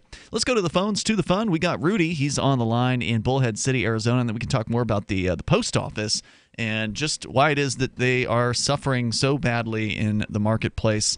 But Rudy, you're on Free Talk Live. Go ahead. Hey, guys. Happy Friday to you. Welcome. You're on the air. 3 things I was going to talk about, the memo, PBS, and the post office. All right. Let me just get the memo thing out of the way. The reason it's serious was that there were procedures and the ways that the Justice Department collected information in their cases. And this Devin Nunes guy, he's in the House. There's the Senate Committee on Intelligence, the House Committee on Intelligence. And Devin Nunes, he did something really boneheaded, and he went to the White House with, we don't really know, but he threw a monkey wrench into the House investigation into the election, and so that one's just stalled. But the Devin Nunes guy, he got the memo approved, even though everyone said don't do it. This is basically our secret, and how we collect stuff. And it got approved, and then Trump said he would release it. And then he took it, and then he changed it. The one that they approved of them changing, he changed it. So we don't really know what the original one was. But the memo itself was, most of it is concerning this guy named Carter Page. Carter Page has had a tail since 2013. he was doing shaky stuff with Russia in 2013. This whole thing with the Steele dossier came out in 2016. So Carter Page was already in their sights. It's huge. It was a week worth of everybody talking about it all over, and it turned out to be nothing. And then they don't let the Democrats respond to it until Tuesday. So they get a whole week, worth of everyone's against Trump. And I just got one question about anyone that thinks that Trump is completely innocent in this. He doesn't act like an innocent man. That's all I got to say about that. How could he be an innocent man? He's a politician. He doesn't act It's like almost a guarantee that he's not innocent. Okay. Thanks. Next, PBS. Sure. It was signed into law by President. I'm older than dirt. I'm pushing 70, okay? All right. I lived through this stuff. Johnson signed it into law. And what it was is at the time it was just so many. It was all just commercials. And, we got together as a people and said, we're the infant, major, large country on this planet.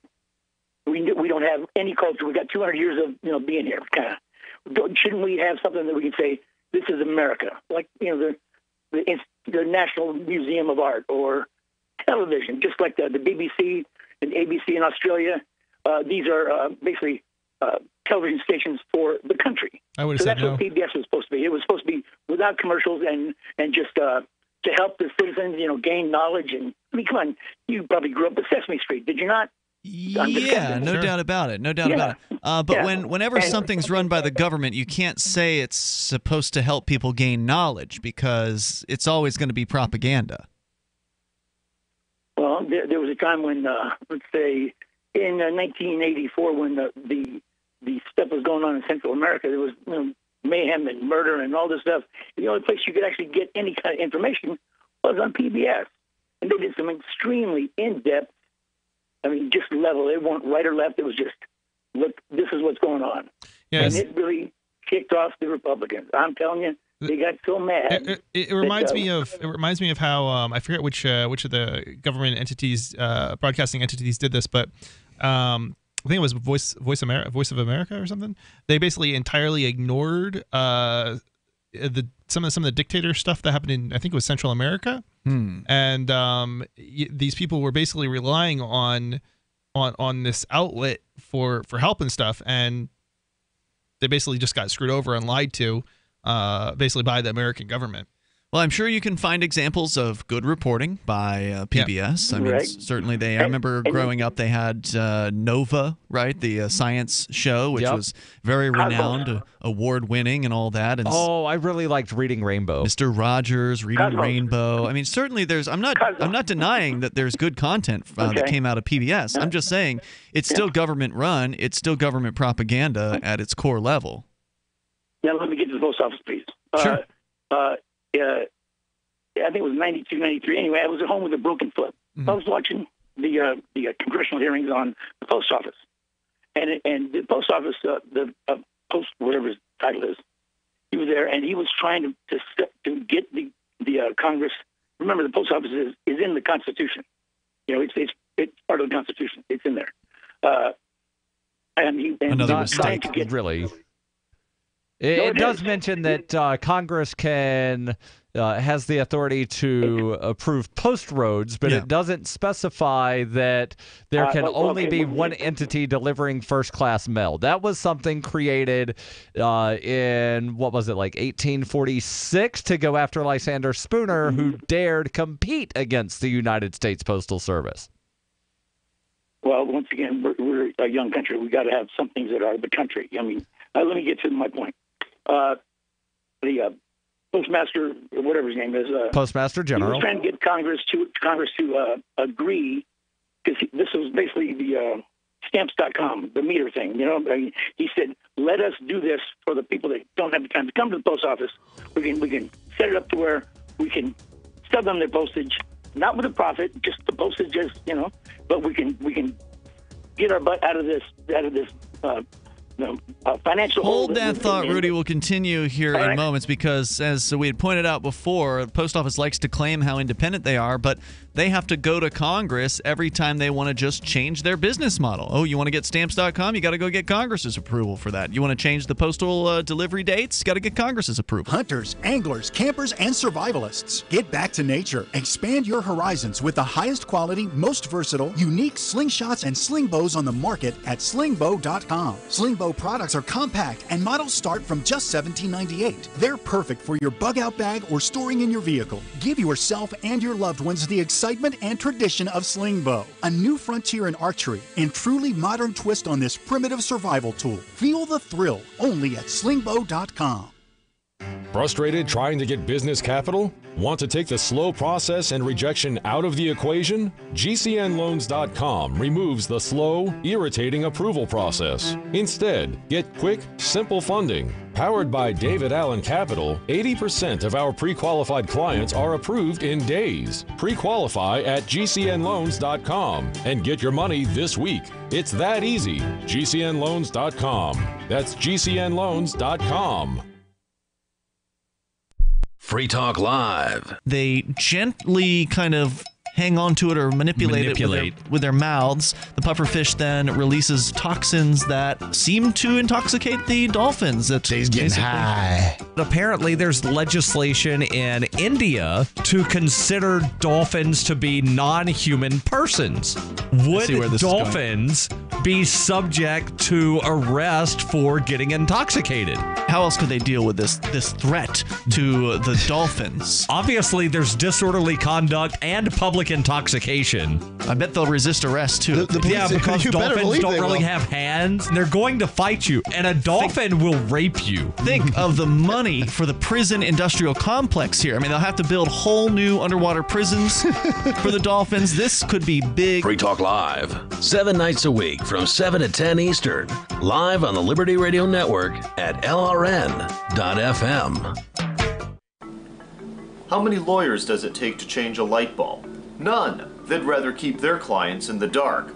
There are too many lawyer jokes to count. However, there are some lawyers with more noble intentions. At the Institute for Justice, we bring the light to our clients. We are a non-profit public interest law firm with clear values and principles. At IJ, we fight for those whose most basic rights are denied by the government. Visit our website today at ij.org. LRN.FM now has a Discord. Discord is a free text and voice chat platform, and we now have our own server with a bunch of channels at discord.lrn.fm. You can join other listeners as they chat about various things during our live shows, or anytime, day or night. Discord software is available cross-platform, so you can have it on whatever device you want and take your chats anywhere. Join our Discord at discord.lrn.fm. That's discord.lrn.fm. Is spreading the message of liberty, cryptocurrency, and peace around the globe worth $2 per month to you? As you may already know, in addition to our internet feed, LRN.FM broadcasts on free-to-air satellite across North and Central America, as well as Sub-Saharan Africa. And we've been available on satellite for free 24/7 since 2010. The LRN.FM free-to-air satellite signal is reaching some of the most oppressive regimes in the world, and there's no doubt our ideas are making an impact. You can learn more about the channel's impact by watching the 3-minute video at fund.lrn.fm. If you'd like to help free minds globally with our ideas of liberty, cryptocurrency, and peace, you can donate as little as $2 per month via fund.lrn.fm. You can help us continue and expand our satellite broadcast to multiple continents. Visit fund.lrn.fm today, and thank you for your help. Don't forget to share the link on social media. That's fund.lrn.fm. If you enjoy LRN.FM, please contribute to your favorite shows via their websites and become an amplifier at amp.lrn.fm. That's amp.lrn.fm.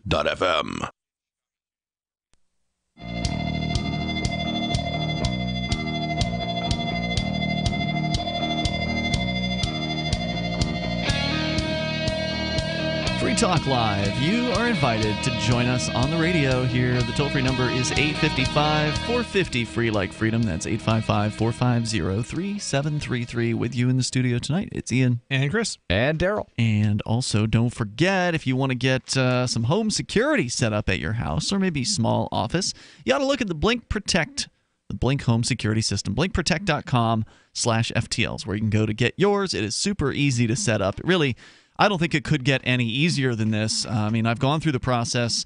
You unbox it, you put the batteries in the cameras, you put the cameras where you want them, you set it all up via your Wi-Fi enabled device like a smartphone or a tablet, and you can configure it how you want, have them operate at the times of day and the days that you want. Send you clips when something's detected, when some motion is detected in front of the camera. The clip will come right to your smart device, wherever it is you are, anywhere in the world, as long as you've got internet connection where you are. You'll be able to see what's going on in your house. BlinkProtect.com/FTLs, where you can go to get yours and get 3 Blink cams for what some of the other guys might charge you for one of their wired cameras. Go to BlinkProtect.com/FTL, like Free Talk Live. We go back to Rudy on the line in Bullhead City, Arizona, listening to K-Talks. Rudy, you were talking about your thoughts on the Postal Service, and I wanted to make sure you had a chance to get them out, so please go ahead. Thank you. Hold on, I got to clear my throat. No problem. Thank you. Okay. You were talking about how they have to, you were wondering if they were going to be in the red forever. You do know what happened in suddenly the George Bush administration. Congress, they put first of all, we can all agree that Republicans hate unions. Is that an agreement? I don't know. I mean, I don't know enough about Republicans. They do. Any working man that votes Republican is as stupid as the day is long, because they do not want unions at all. At all. Okay. They don't like the idea that the working man can, do something for himself. Anyway, they wanted to they want to break the postal union, and in 2000. So hold on. I want to stop you real quick. You think that government employees should be allowed to unionize? Because isn't the whole purpose of a union to wind up giving the workers bargaining power against the business owner, and then the business owner in a private business, they have a bottom line that they can point to and say, hey, our profits are only X. When you've got people that are unionizing and, quote unquote, bargaining against government, they can just tell the government, well, raise your taxes. I think that the people that do the work have a right to an honest living. Well, if they work for the government, it's not an honest living. I mean, if you're working for the government, you're getting money that was stolen from people at the threat of violence. Now, you could argue that the Postal Service isn't as dishonest as most government agencies because they are getting a lot of their revenue from selling things and providing a service. Right, but at the end of the day, they're still basically government employees. They're backed up by the government. The government is, through taxes, paying their pensions, which is just an insane way of just absolutely financially raping the American people to pay for this government agency that can't even turn a profit. Well, let me get to my point. Okay. The Republicans held Congress at the time, put a restriction on. They made the postal. They signed a law. Bush signed a law, saying that the post office had to fund their retirement plan for 75 years in advance. I thought that was more recent than that. Well, what do you mean more recent? 75 years to fund. You have to fund the. No. I don't dispute that. What I'm wondering is the date. I thought it was more recently that came into effect. Well, it was in the Bush administration. I know that. Which Bush? There were 2 of them. The most recent one. Oh, okay. That might be about right. They were both named George. He's talking about second George Bush. Not HW, just W. Okay. Yeah, that guy. Yeah, I thought you were saying the 90s. Yeah, that's also what I thought you were talking about was back in the 90s. So that's when they made them, and they have to fund their. What business in the world has to fund for 75 years in advance? They have to fund for people that aren't even born yet. Well, most businesses don't have pension funds, number one, so it's hard to really compare. It's really only unions. The government created the problem in the first place of them not making enough money, right? I mean, I don't think anybody disagrees on that, right? Well, remember the guy that went to Congress and tried to get the Congress to loosen up on the ability of the post office to make an honest profit, to handle the industrial people, not just the home letter mailers. They said no, can't do that because it's in the Constitution the way it's written up. All this. Here's the thing. Then it came down 2 years after this. After the Postmaster General went to Congress to try to get it, Stamps.com put out a patent for just that same idea. If the post office was an independent entity that was a for-profit organization, they wouldn't be. They'd be fully profitable right now. Well, or they'd be out of business. Right. Funding 75 years in advance. So this is trillions of dollars. Right. If they were a truly independent agency, the U.S. Congress would not have the authority to tell them that they have to fund pensions for 75 years. They wouldn't be funding the pension system, and they wouldn't be not profitable because they'd be raising their prices in order to make it profitable. Well, they're still raising their prices. They're not profitable. They're not. The postman pays for his own pension. I was a carpenter. I just retired. I paid for my own pension. The postman does not pay for his own pension. It's the U.S. federal government that's been kicking in money for that. If it was an independent entity, They take it out of his paycheck. They take it out of his paycheck every week, just like his medical. I mean, it's a paycheck. Well, if that's what they're doing a terrible job because the Postal Service keeps going back to Congress and asking for billions and billions of dollars in order to shore up the pension fund. Well, I mean, that partially is because the government has come in and said you have to fully fund the pension fund. No other corporate entity that does pension funds does it that way. They're not held to corporate standards. They're held to some ridiculous government standard that doesn't make any sense. Have you ever heard of anybody being forced to finance 75 years in advance? No, and I really don't care. And it's ridiculous. I don't think they should be doing that either. I don't think Ian would think that either. I don't care. I mean, I would love to see the post office go completely private, and then they wouldn't be under that particular restriction. And there's the difference, Ian. See, you guys do not have any concept, or you might have a concept, but you don't believe in the common good. What does that mean? Foreign to you guys. What does that mean? I was born in America. I'm an American citizen. I'm going to live my life in America, and I'm going to die in America. I'm going to die an American. That doesn't answer my question. What does it mean? You're not making any sense here. No. What does it mean? The common good is I pay taxes, so I don't have to see 80-year-old men dying in the street because they don't have any food or house. That's an absurdity. I mean, the idea that if you didn't pay taxes, 80-year-old men would be dying in the streets. Are you suggesting that the average person doesn't care about people? I don't want to see 10-year-old kids going to school hungry either. Can you explain to me, do you believe the average person does not care about fellow human beings, their fellow man? I want to know I want to know the answer to that question. Every time you guys say that taxes are theft, well, there's the difference. You don't believe in the common good. Okay. So you don't want to answer my question. So you don't want to have a conversation about this. Yeah, I do. Okay, then does the average person care about their fellow man and woman and child? I don't know. I only know how I feel about it. How do you feel about it? Would you help somebody in the streets if they were sick or ill? I help people all the time. I always then. So you believe that you are, better than the average person, or does the average person also have compassion?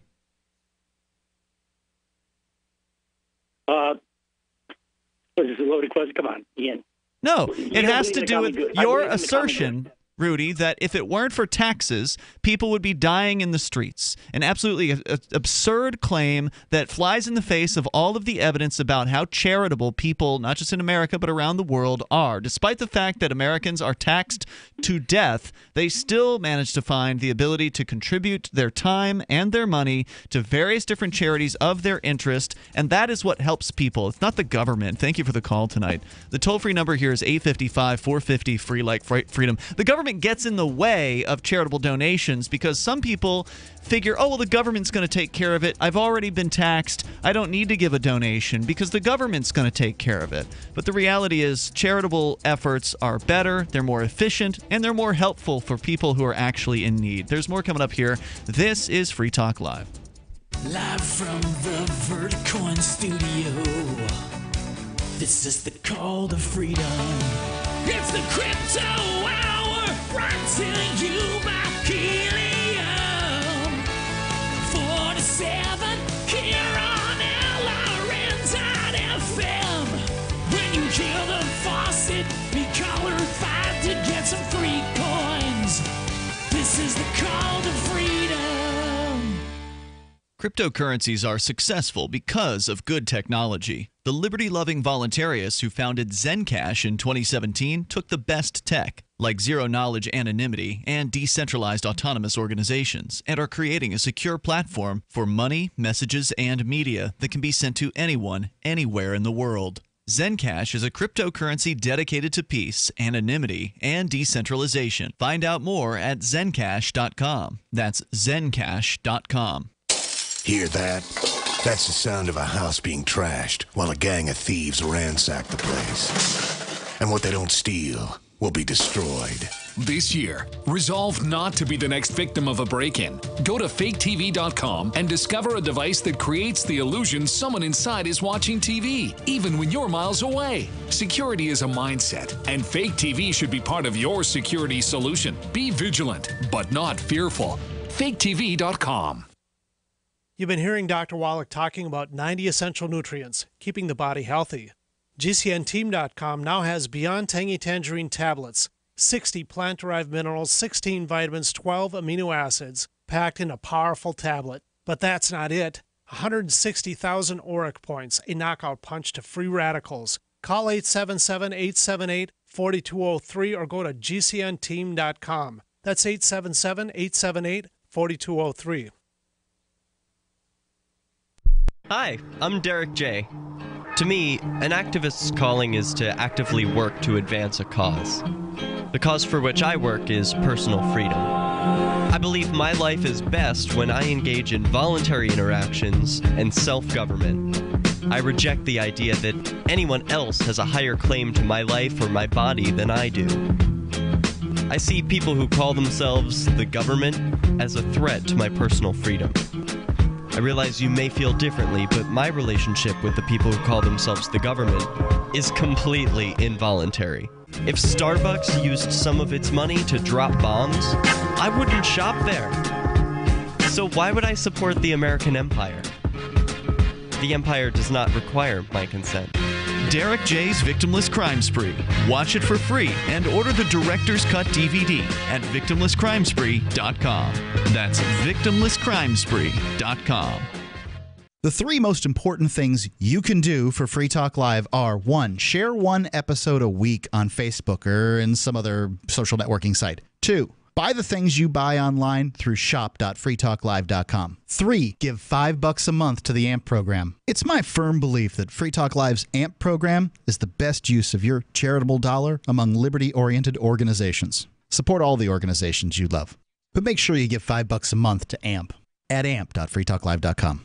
Radio is the most personal of mediums. I exist right now in your head. If you listen to Free Talk Live regularly, you know me. Free Talk Live is on more than 160 radio stations around the U.S. and has been downloaded on every continent around the world. Hundreds of thousands of listeners with ad packages from $600 a month to $6,000 a month. Imagine what we can do for your business, project, website, or idea. Email me, mark@freetalklive.com.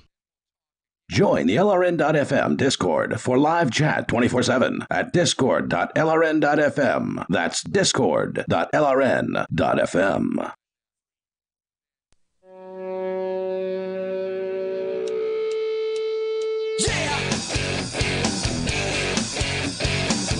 This is Free Talk Live. We invite you here if you want to join us. The toll-free number is 855-450-FREE like freedom. That's 855-450-3733. With you in the studio tonight, it's Ian. And Chris. And Darryl. And don't forget, you can join us online. Head over to freetalklive.com where you can get interactive in a variety of different ways. I mentioned our Discord server earlier tonight.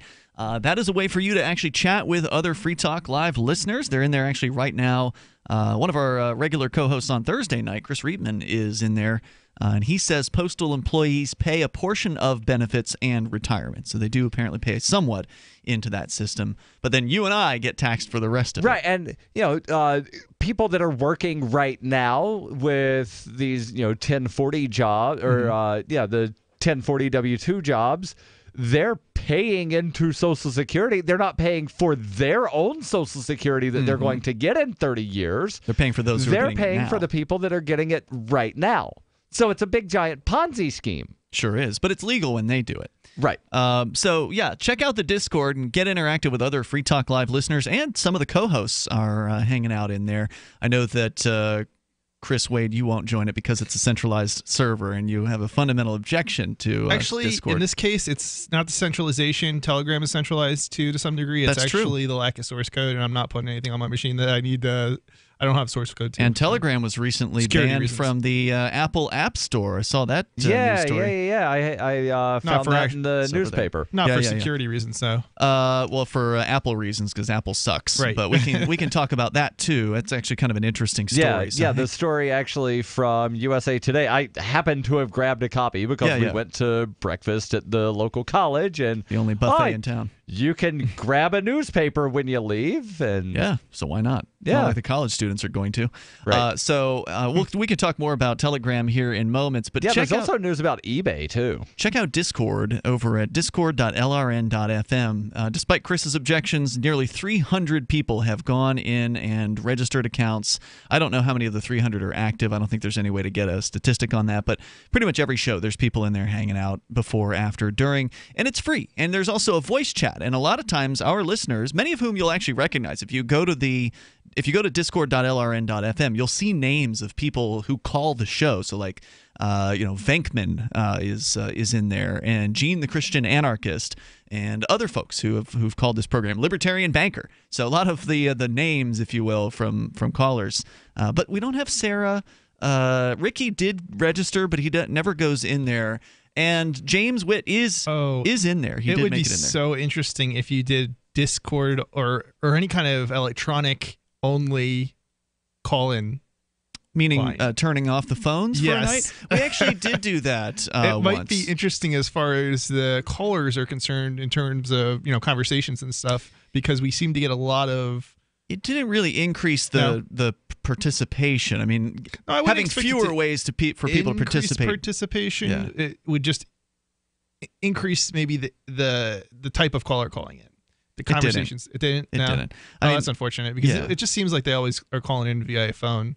Oh, I see what you're saying. Yeah, so if somebody, like Sarah, for instance, she doesn't even have the internet. I mean, she can't. Right, which is kind of what I was saying. Of it might get more interesting callers. I see. Instead that can actually have a conversation. Well, right, but our problem isn't that we have too many calls coming in, so we have to keep some off. So, that's true. Like we're open phones right now. There's not a single call on the line.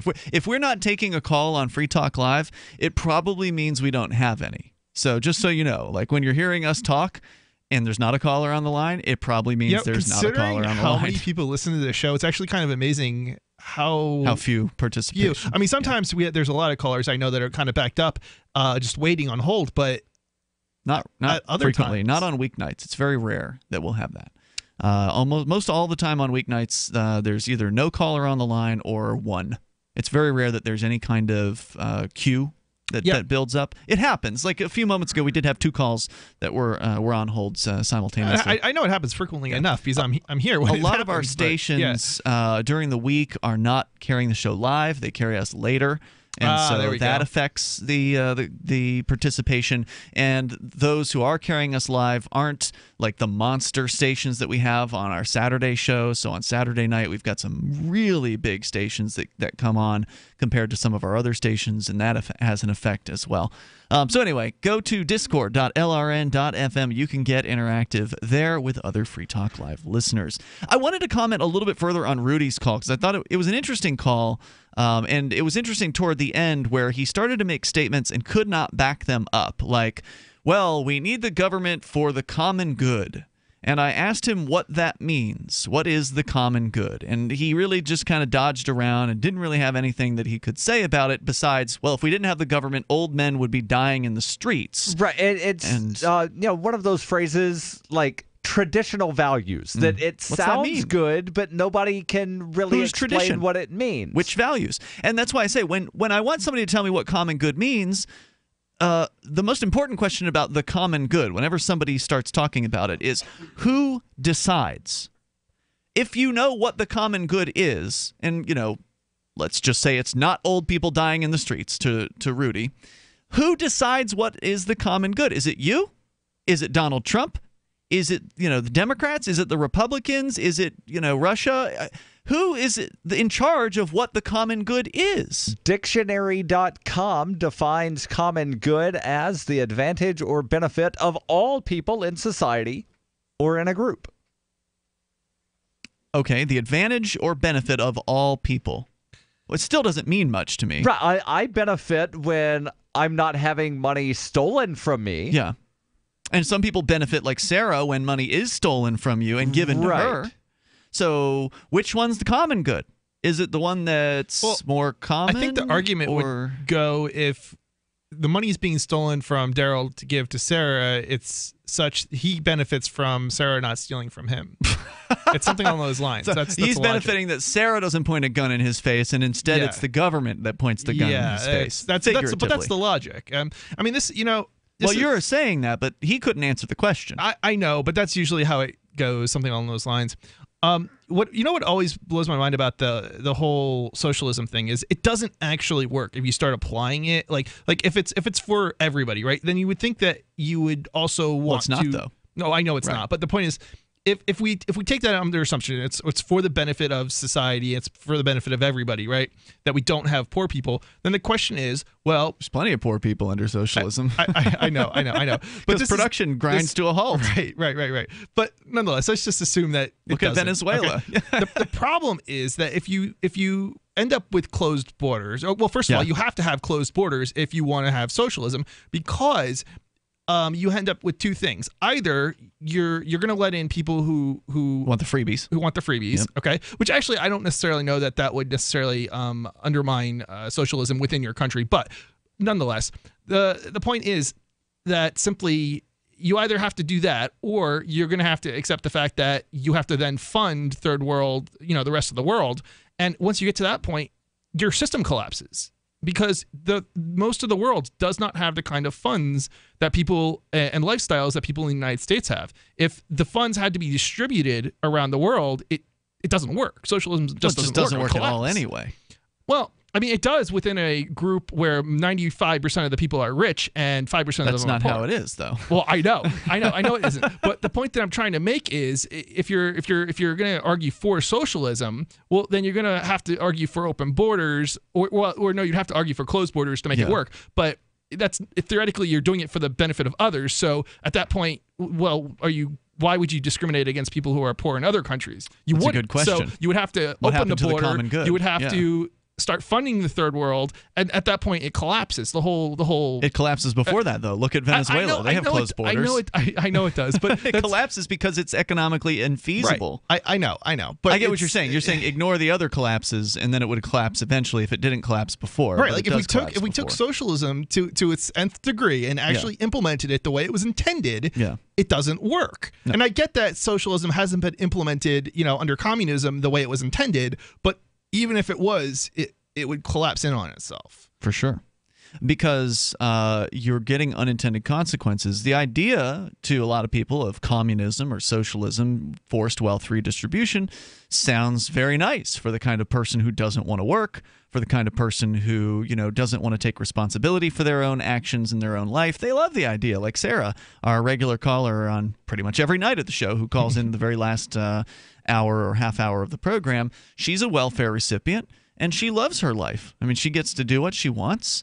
She receives payments. She receives housing payments. She receives Social Security disability payments, and is able to basically do whatever it is she wants all day long, which is call talk radio stations about her favorite topics. And that's, it's great for her. But for the rest of us, it just means that we have to work in order to feed her when she's fully capable of being able to take care of herself. What about the people who can't work? What about the crippled folks out there? Well, there's charity for those folks. But the problem with people like Rudy is they don't believe in their fellow man, so they want to force people to fund their systems rather than doing it voluntarily. It's about time something new came along for better selling and buying online. And I found it. What now, Marge? It's buysellmakeoffer.com. Never heard of it. It's a brand new company. That's why you've never heard of it. It's the newest and best way to sell any products online. I did all the research. Sell my car? Yes. Our home? Yep. My golf bag? Your golf clubs. All of them. How about your purse collection hoard? Hey, now. You said any product. Right. I did. We get 30 days free. Really? Packages starting from only $9.95. And buysellmakeoffer.com will never charge item fees ever. Never. And this is cool. Listen to this. You can even use Skype or video to show your items. That's cool. Yes. All we have to do is go to the website, sign up, and then load our stuff to sell. I love this site. BuySellMakeOffer.com. BuySellMakeOffer.com. You got it? BuySellMakeOffer.com. BuySellMakeOffer.com. Better selling, better buying. This Your Family Today tip is brought to you by Boost Kid Essentials Nutritionally Complete Drink, providing your picky eater with essential nutrition and great taste in one drink. Visit us at kidessentials.com. To make sure your kids eat healthy, follow the 5-a-day plan. Serve 3 servings of vegetables and 2 servings of fruit daily. Remember, a serving could just mean a piece of fruit or a half cup of veggies. If your kids are picky eaters, ask a nutritionist about other sources. For more tips like these, visit us at parenthood.com/yourfamilytoday. Did you know you can watch Free Talk Live during our live show 7 days a week from 7 to 10 p.m. Eastern via our studio cams at cam.freetalklive.com? Plus, you can chat with other listeners while you watch, all totally free. Now that our live video stream is hosted by YouTube, our video archives will be online even faster, so be sure to subscribe to our YouTube channel. Listen, watch, and chat all free at cam.freetalklive.com. That's cam.freetalklive.com.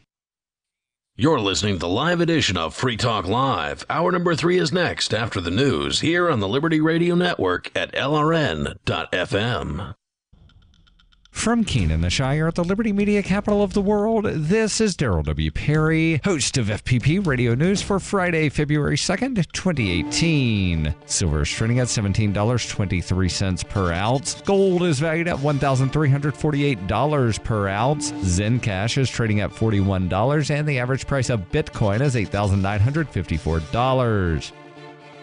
Antiwar.com reports Syrian warplanes were out in force Thursday targeting rebel-held areas in northern Syria, with strikes reported in Homs, Idlib, and Aleppo provinces, and at least 28 reported killed. Among them, reports suggest 20 were civilians. Strikes appear to have been chiefly targeted at the Aleppo province and the adjoining parts of Idlib province, with 15 of the slain civilians being hit in Aleppo. The rebels in this area are largely aligned to Turkey. Syria is in the process of carrying out an offensive against rebels in Idlib province, where most of such groups are operating. They have taken some of the province's south, including a strategic airbase, but most populated areas remain in rebel hands. With so many rebels and civilians from rebel-held areas evacuated into Idlib and the surrounding area, the population is even more densely packed than usual, and this makes civilians even more vulnerable to strikes than usual. Given how often strikes end up killing bystanders in Syria, even under ideal circumstances, this leaves the population in the north extremely prone to getting killed.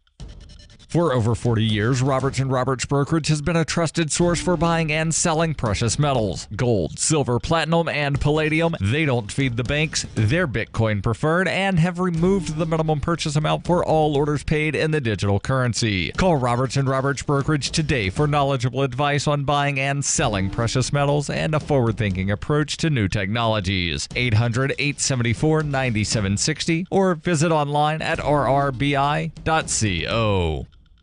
UPI reports Amazon's quarterly profits exceeded $1 billion for the first time in the midst of several moves to expand beyond online retailing, according to an earnings report released Thursday. The Seattle-based company's profits reached $1.9 billion during the fourth quarter, which included the annual holiday shopping boom, nearly doubling its year-end profits from 2016. Amazon's fourth quarter gains include a tax benefit of $789 million the company received due to the U.S. Tax Cuts and Jobs Act of 2017. Overall revenue rose 38% to $60.5 billion in the fourth quarter, reaching the high end of the company's forecast. Amazon reported profits of $3 billion for the entire year of 2017, up from $2.4 billion in 2016. The company also said it hired 130,000 employees globally in 2017 and plans to hire more than 10,000 more by 2021. CEO Jeff Bezos said the company far exceeded expectations for sales of its Alexa smart speaker and plans to double down on the device moving forward. Earlier this year, Amazon reported the subscription-based Prime service shipped more than 5 billion items in 2017, with more than 100 million items eligible for unlimited free 2-day shipping in the United States. The company expanded its physical retail market when Amazon acquired Whole Foods in June and opened its first checkout-free Amazon Go store in Seattle on January 22nd. In 2115 New England, there are no borders, no states, and no regulations, yet never has a more peaceful and prosperous place existed. But Mr. Drake's security company has seen better days. Faced with the prospect of waning power, Mr. Drake intends to replace the anarchy of New England with a government. But at what cost? And can anyone stop him? Anarchy in New England by Joe Jarvis is available from Amazon.com and all major bookstores. Reuters reports Florida's policy of banning felons from voting until they petition the government is unconstitutional and forces them to kowtow to the whim of state politicians, according to a federal judge on Thursday. The ruling comes in a lawsuit filed on behalf of 9 ex-felons denied the right to vote in Florida. Almost all states deny incarcerated criminals the right to vote, but Florida is one of only 4 states to not automatically restore voting rights after felons have completed their sentences. U.S. District Judge Mark Walker wrote in a 43-page decision saying he would rule later on how the state should fix the system. In Florida, elected partisan officials have extraordinary authority to grant or withhold the right to vote from hundreds of thousands of people without any constraints, guidelines, or standards. The judge cited one clemency hearing at which the Republican governor announced, "We can do whatever we want," and another where Scott restored a felon's right to vote after the man said he illegally voted for Governor Scott. This has been FPP Radio News. Online at fppradio.com. After months of struggling to find their footing, it looks like the GOP has finally found an effective spokesman. Since Republican leaders unveiled the reanimated corpse of Ronald Reagan at a fundraising event last week, the undead former president has quickly emerged as the new face of the Republican Party. Since Reagan was brought back from the grave by GOP leaders in a top-secret $2.2 million reanimation project, poll data shows Reagan with a higher favorability rating than all other high-profile Republicans combined. The voters know Reagan. They trust Reagan. When he moans at them, they're going to listen. There's questions as to whether he still has capacity for thought, and he does eat people, but big picture, he's the best option they have right now. And appeared in a series of GOP ads promoting the Republican Party's traditional values. Congress and the president say they're trying to help fix our country's economy. Ronald Reagan and the Republican Party have the right idea for America's future. This is the Onion News Network.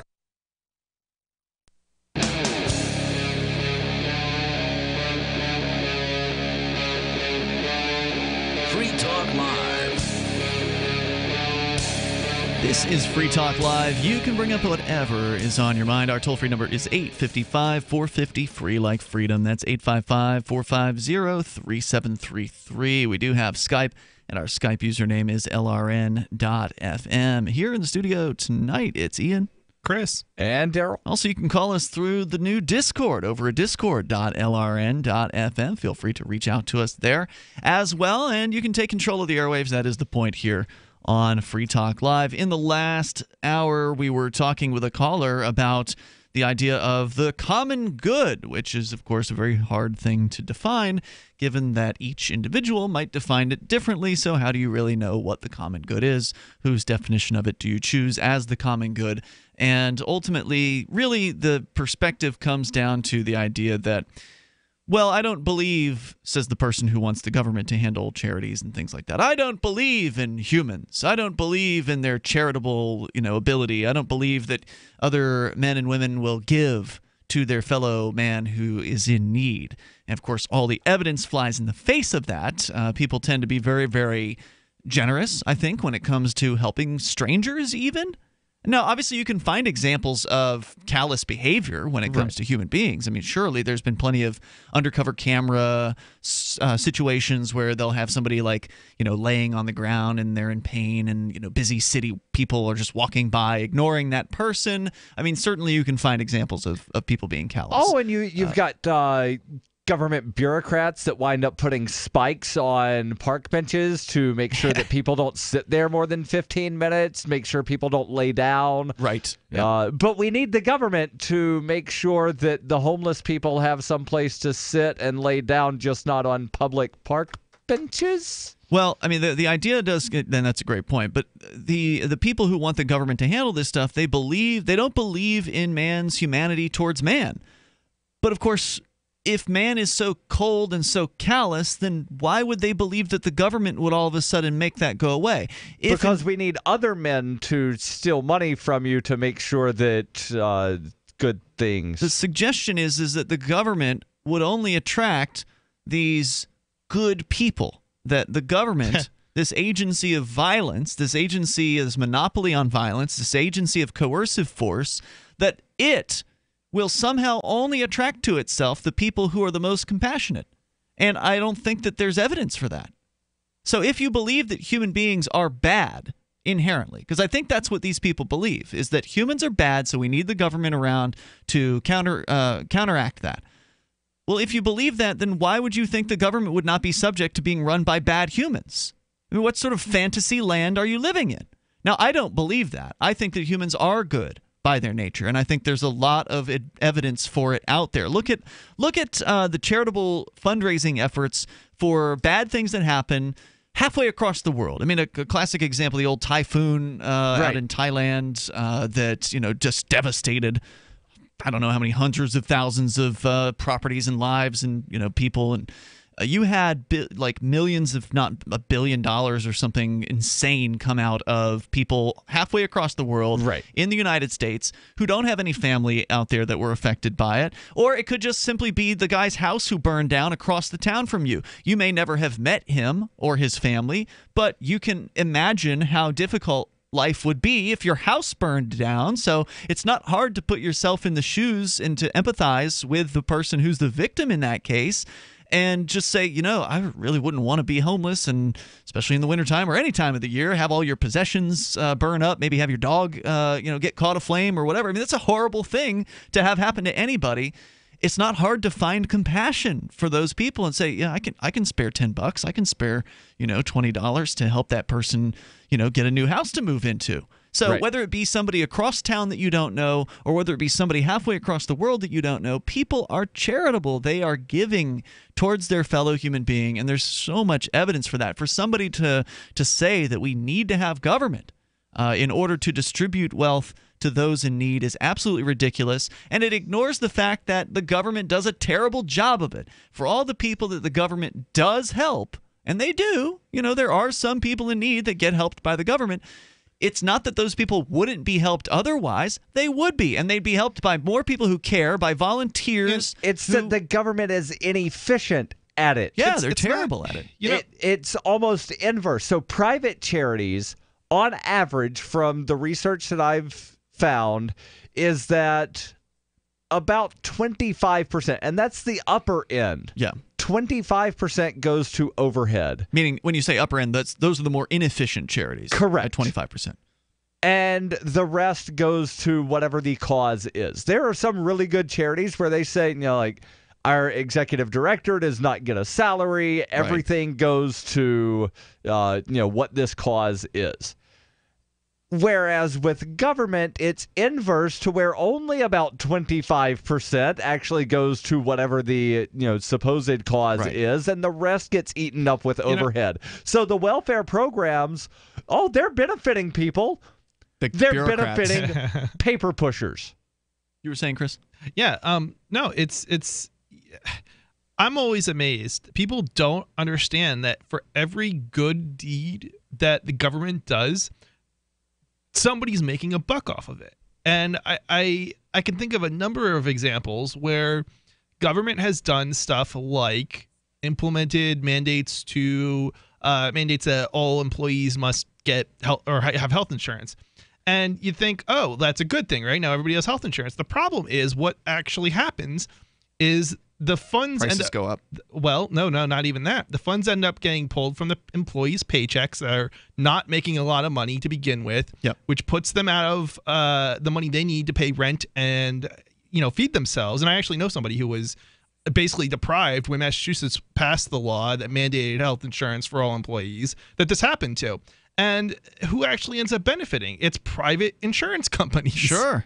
Who are in bed with the government. Right. So when you think, that you think the government's doing something good, the actual... Scratch the surface. Right. And you'll if you look a little bit deeper, that's not what's really going on. It's a wealth redistribution program in most cases. That's right. That benefits only slightly, and maybe not even at all. And as the example of the insurance thing, I would say not at all. Right, because rates went up. Right. And the best thing is, the same thing happened actually in New Jersey. So it happened in Massachusetts to the person, and then it happened again in New Jersey to the same person. Same person. Actually, it was really. Oh yeah, this is a great story actually. So what happened in Massachusetts was the funds were taken from his paycheck. He actually ended up on the street, and he ended up sleeping on somebody's couch, but nonetheless, he was basically on the street. And employed, by the way, I should add, because he now had this. He supposedly had insurance, but not only did he get deprived of the funds for the insurance, he actually never even got the insurance because while the money was being taken from his paycheck, it ended up not. The employer never actually got the health insurance.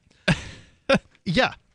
Then he ended up quitting. He ended up leaving and moving to New Jersey. And humorously, what happened in New Jersey was, so now he's out of work, doesn't have any job, and he supposedly is entitled to free health insurance. So he gets on this free health insurance, which I dispute. It was actually free. He was a taxpayer up to that point. So obviously he put in more money than he ever got anyway. So I would dispute that it was free.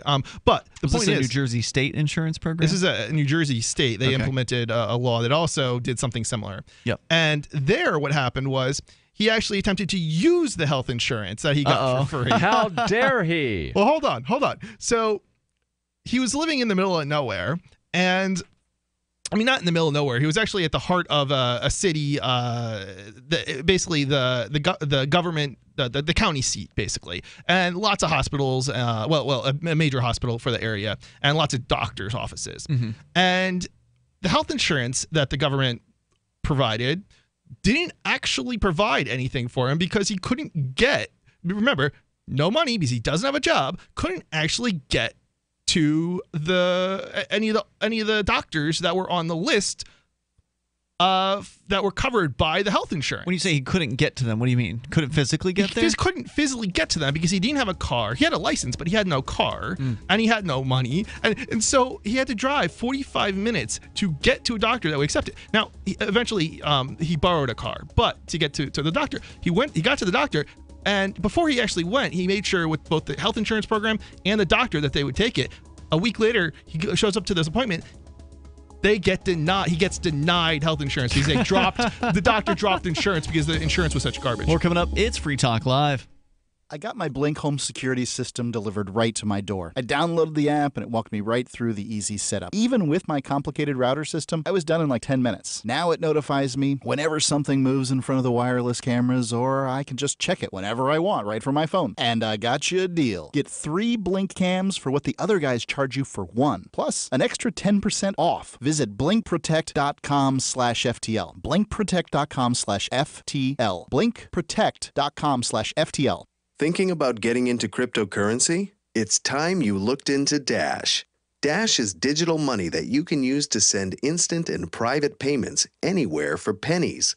Dash offers a decentralized network where miners are rewarded for keeping it strong and safe. Dash has made a huge impact in the crypto world. Start your journey. Check out dash.org for more information and get in now on the future of cryptocurrency. Dash.org. You've heard of Bitcoin Cash, but did you know there's now a Bitcoin Cash wallet? The Bitcoin.com wallet is a simple and powerful full-featured Bitcoin Cash and Bitcoin Core wallet that allows you to send and receive either currency with anyone, anywhere in the world. The Bitcoin.com wallet supports both single and multi-signature wallets and is available in multiple languages. The Bitcoin.com wallet is available for Android, iOS, Windows, Mac, and even Linux. Learn more at Bitcoin.com. That's Bitcoin.com. Cryptocurrencies are successful because of good technology. The liberty-loving voluntarists who founded Zencash in 2017 took the best tech, like zero-knowledge anonymity and decentralized autonomous organizations, and are creating a secure platform for money, messages, and media that can be sent to anyone, anywhere in the world. Zencash is a cryptocurrency dedicated to peace, anonymity, and decentralization. Find out more at zencash.com. That's zencash.com.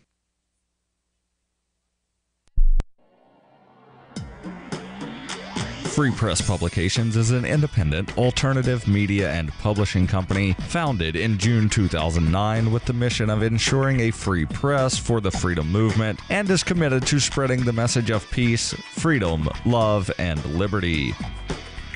FPP also gives new authors an avenue for publishing freedom-oriented material. FPP brings you daily news and commentary on the website fpp.cc, as well as a daily 5-minute newscast, FPP Radio News, and weekly news, views, and commentary in the FPP Freedom Minute and Peace, Love, Liberty Radio at fppradio.com, and the monthly newspaper FPP News at news.fpp.cc. Find FPP online at fpp.cc. That's fpp.cc, as in Creative Commons. Did you know we've taken our LRN.FM telephone listen line to a new level with the LRN.FM audio on demand line? Now you can call 712-770-8447 anytime and listen to LRN.FM's live feed. And you can listen to a bunch of our original shows on demand. Long distance fees may apply. Just dial 712-770-8447 and choose from the menu. 712-770-8447. What do you shop for that you could otherwise buy at Amazon? Pretty much everything, right? Amazon has competitive pricing and they deliver, and that's a big plus. If you could plan ahead in your shopping, would you be interested in saving up to 33%? There's a catch. You have to do your shopping in Bitcoin. But imagine those savings. It's like a huge raise. All you have to do is go to saveitpurse.com. We've saved thousands, and you can too. Plan ahead and save. Saveitpurse.com. You're listening to the best liberty-oriented audio streamed around the clock, on the air and online. This is the Liberty Radio Network at LRN.FM.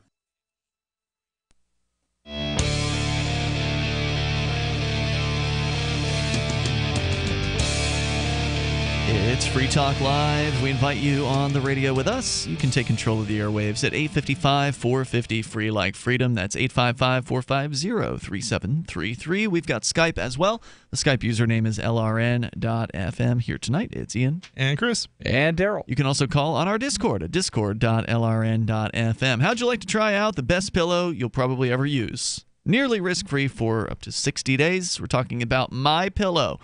No, not the one that I have or the one that Darryl has, but your own. You go to mypillow.com, use code FTL, and get your MyPillow at half off or get two for the price of one. It is a great pillow. In fact, it's actually designed to be washable. You can put it in your washer and your dryer, which is one of the things that makes it very special, but it's also designed to fit to the shape of your body and hold your neck in the proper position. And it works very well. Otherwise, I would have stopped using it right away. But I've been using it now for like close to 2 years of my life, and it's been great. So you can get one of yours over at mypillow.com.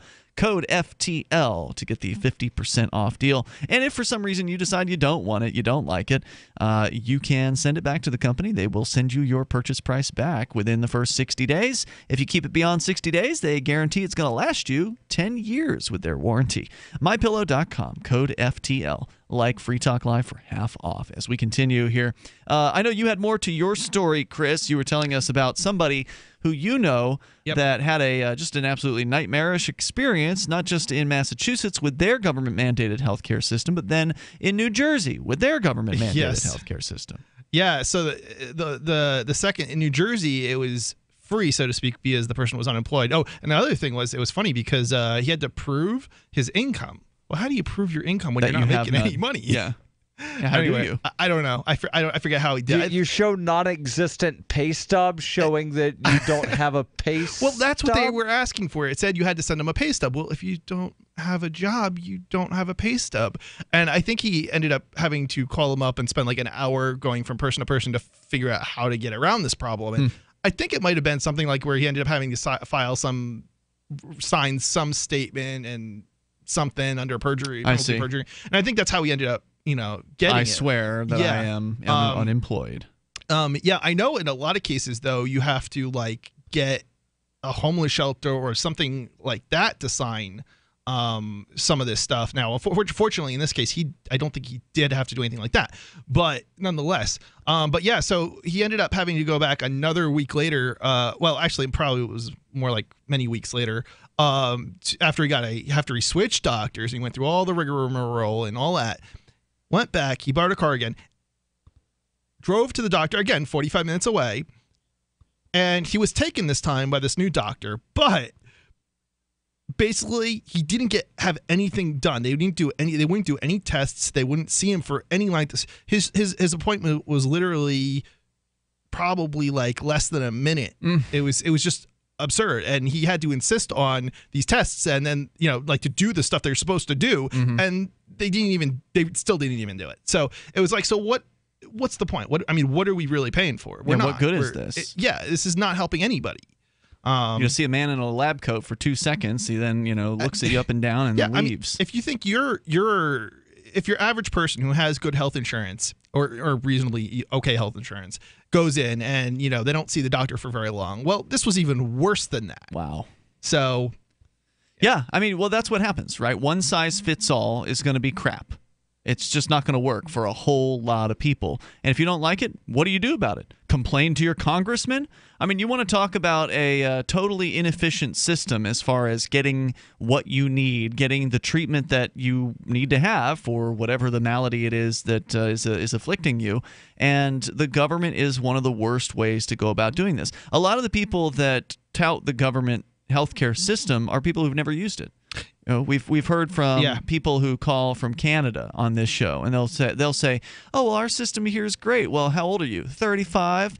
Oh, so you've actually never had to go into the studies on the waiting times for certain procedures in Canada is astronomical. And then there was the report not too long ago in the UK saying that certain procedures for anyone who is obese are not going to be allowed. People over certain ages, they're not going to. So basically, they got the death panels that decide. They're preemptively triaging of, you fit into this category, so therefore we will not. Right. Interestingly enough, it's actually stressing out the systems in the United States, the healthcare systems here. But because people come down here. Yep. No. Not even just that. That's another thing. Because of the way the system has worked itself out, doctors here, we now have extraordinarily long wait times in the United States. Well, some of them are quitting in a lot of places. Yeah, that too. But it's so things are actually getting worse here. Yep. From implementing the socialist ish system. Well, because the government has, even before the mandated Obamacare thing, the government had spent more than half the dollars in healthcare anyway, so it was mostly a government controlled and mandated. Right, and then there's also the thing to where area hospitals get to determine if another hospital gets built. Wow. So through something that's called a certificate of need, to where the local hospitals determine if there is a need. Is that nationwide? Or some areas? No. It's a federal thing. The AMA has, gotten all of these things to where you have to get a certificate of need. So there are a lot of rural areas of North Carolina, Tennessee, West Virginia, Kentucky, where the closest hospital is maybe an hour and a half away. Good luck. Because, you can't build one here because, they've got one that's not that far away. Yeah, the other hospital, the 3 towns over. population area, there's not that many people out here, so you're not going to be able to survive putting a hospital in rural Appalachia. Right. The other hospital said they're fine. They've got plenty of beds. Come on over. Just get in the car and drive 2 hours when you have an emergency. For one. So, So if you want people to be taken care of, then you let the marketplace and charity take care of it, and it's going to be done more efficiently. It's going to be done much better. And Darryl, you already talked about the statistics; they're undeniable. The people who are willing to help others, it's undeniable. But yet, it's amazing that some people who care, supposedly who believe in liberty, can go back and re-embrace the state. And yet we've seen it happen. There was a blogger at freekeen.com several years ago who moved here as part of the New Hampshire Freedom Migration and then proceeded to turn to the left and made a big deal about how he didn't believe that people would help each other, and so therefore they needed to be forced to help one another by government taxation. And now you've got this lady, Amanda Bolden, who moved here as part of the New Hampshire Freedom Migration. She got elected to a state house representative position, started hanging out with Democrats, got a new husband who is a Democrat, and all of a sudden she's turned completely to the left and thrown all of her libertarian brothers and sisters under the bus and basically said they're a bunch of child molesters and murderers, and that she's now hanging out with truly compassionate people, and she believes that we need to have taxes. I mean, it's amazing that somebody could be part of the liberty movement and then re-embrace coercion. It belies an individual who truly does not believe in the goodness of their fellow man. I think woman. some of the people don't know. They don't really know what's going on when they come up. They think they like it. They think they like the ideas and stuff, but they're not really knowledgeable about what it is that they're getting themselves into, and then somebody else convinces them of something else. This is Free Talk Live. You can join us here 855-450 free like freedom and take control of the airwaves. With uncertain times in the United States, it's only prudent to consider storing precious metals in a safe place outside of our borders. At Miles Franklin Limited, we have done just that for you. Partnered with the most respected storage company in the industry, Miles Franklin Limited is proud to offer the only fully insured private safe deposit box system in North America, held in Vancouver and Toronto. Send us your previously purchased precious metals, or have one of our brokers help you purchase something new. Questions? Please call one of our experienced brokers at 866-485-4346. Solid foundational storage partnered with the most respected name in security. That's Miles Franklin Limited. Celebrating our 29th year in business without ever receiving a customer complaint. Call us at 866-485-4346. Again, that's 866-485-4346. Miles Franklin Limited, a name you can trust. On Free Talk Live, we're bringing people to the ideas of liberty every day. From wrestling superstars like Glenn Jacobs. You guys really are having an impact, I believe. Like I said, a lot of where I am now is due to listening to Free Talk Live. You changed my mind on some very important issues years ago. To random people tuning in on the radio. I was kind of stuck in the left-right paradigm. I heard your show by chance on a Saturday night. From there, I went on, joined the Free State Project, and become an amplifier. So, I mean, that's really the reason why I amp is because I know that if it wasn't for you guys being on as many stations as you are, I never would have found the ideas of liberty. Your amp will directly change more lives by getting Free Talk Live in front of people looking for talk radio online and on the air. When you amp Free Talk Live, you get perks like access to the AMP-only Facebook group and AMP podcast. Visit amp.freetalklive.com. Looking for a great real estate investment? Consider New Hampshire, which is ground zero for the Liberty Movement. Your first call should be to Mark Worden from Porcupine Real Estate. He's more than just a real estate agent. He's your New Hampshire concierge. Where are the best places to live? Do you want farm, city, the burbs, or forest? Do you want a duplex or multifamily building so that renters pay your mortgage? There are homes in all price ranges in New Hampshire, and Mark can help with financing too. Invest in liberty and property. Mark Worden can help. PorcupineRealEstate.com. If you want to know the latest about Free Talk Live before we go on the air, all you need to decide is how you want it delivered. It's your choice. Visit news.freetalklive.com. You can get emailed announcements and participate in contests via our email updates list. Plus, we have a Twitter account that you can follow and a Facebook page where you can become a fan. So visit news.freetalklive.com to get news about Free Talk Live as soon as it's announced and the way you want it delivered at news.freetalklive.com. That's news.freetalklive.com. The Free State Project has reached its goal of 20,000 liberty lovers who've pledged to move to New Hampshire and get active to achieve liberty in our lifetime. Perhaps you're trying to figure out what part of New Hampshire should be your destination. If so, consider Keene. You'll find more than 150 reasons to move to Keene at move.freekeene.com. Keene is famous for its historic, publicity-generating activism, as well as being the liberty media capital of the world. It's home to freekeene.com, New Hampshire's destination for liberty activism, news, and opinion. For years, we've been compiling over 150 reasons to move to Keene at move.freekeene.com, where you'll learn about some of what's happening here and what makes Keene a great place to live. If you love liberty, you'll probably enjoy anywhere you end up in the Shire. But do your due diligence first. Please visit move.freekeene.com for the full list of over 150 reasons to move to Keene. That's move.freekeene.com. Do you love Twitter? Make sure you favorite the LRN.FM Twitter account so you can receive our tweets at twitter.lrn.fm. That's twitter.lrn.fm.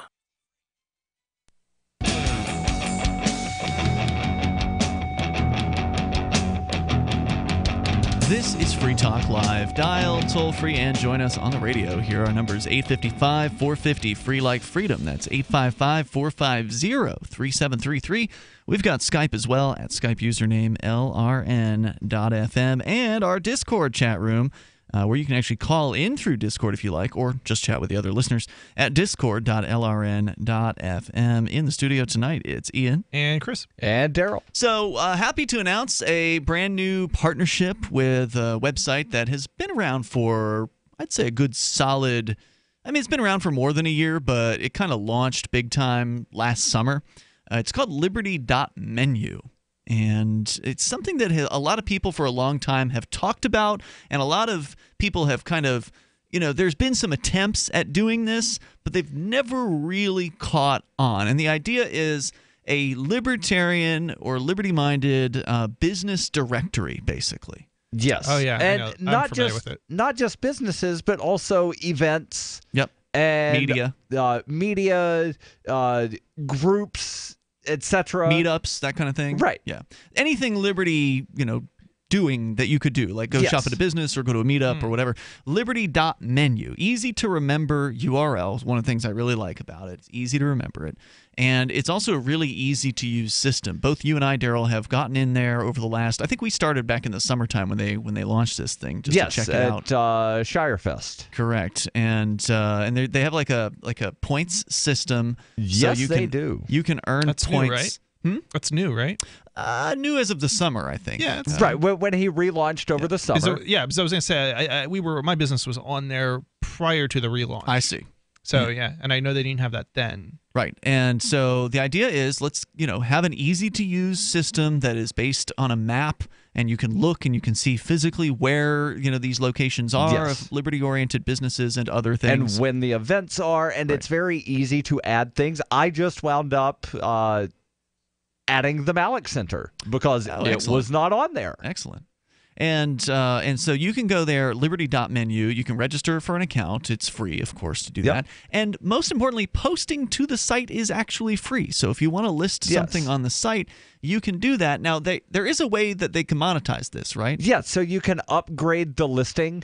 And so I'll add pictures and add... well, you get a couple of pictures. Included, for free. Included. Yeah. Right. So I'm not sure what the details are of the packages. Well, we're going to figure all that out because we just started the agreement with Liberty.menu today, and so we haven't hammered out all of what we need to say about it. But I've liked my experience with it so far. The best thing is the social aspect that's built in, so you can rate and review businesses, you can rate and review events, and then other people can respond to that sort of thing, and you can wind up getting badges.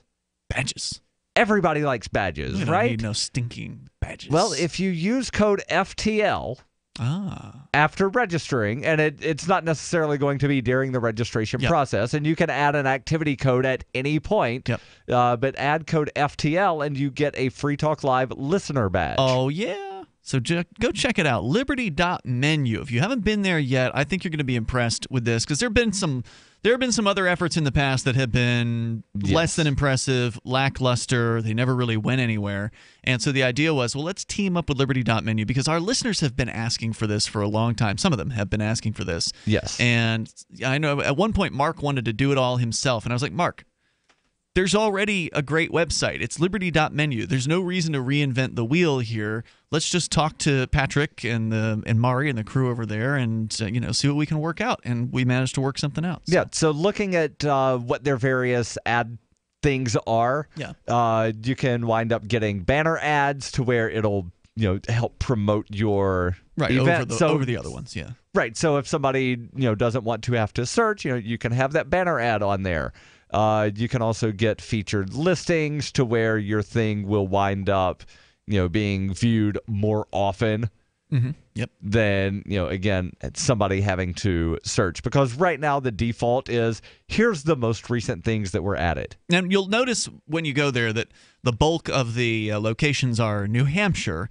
And that's because, Patrick and his family moved up here, the folks behind Liberty.menu. They moved up here and they launched the event they launched the site at the Somalia Fest and Shire Fest and Pork Fest last year. And so obviously the first people they were talking about it to were in New Hampshire. But it's a global, I think, is it global or is it only U.S.? I think it is global because you can set stuff to, anywhere. Good. And it appears that there is something in the Caribbean. Okay. And there's also something this might be Canada. So get on over there to liberty.menu, get an account, and put your stuff up there. Put your business up there. Put your activities up there. And they don't have borders on their maps. I love it. it. Liberty.menu, check them out. We're going to talk more about them, of course, in the future here on Free Talk Live. And we were talking about charity and people helping others without using the government.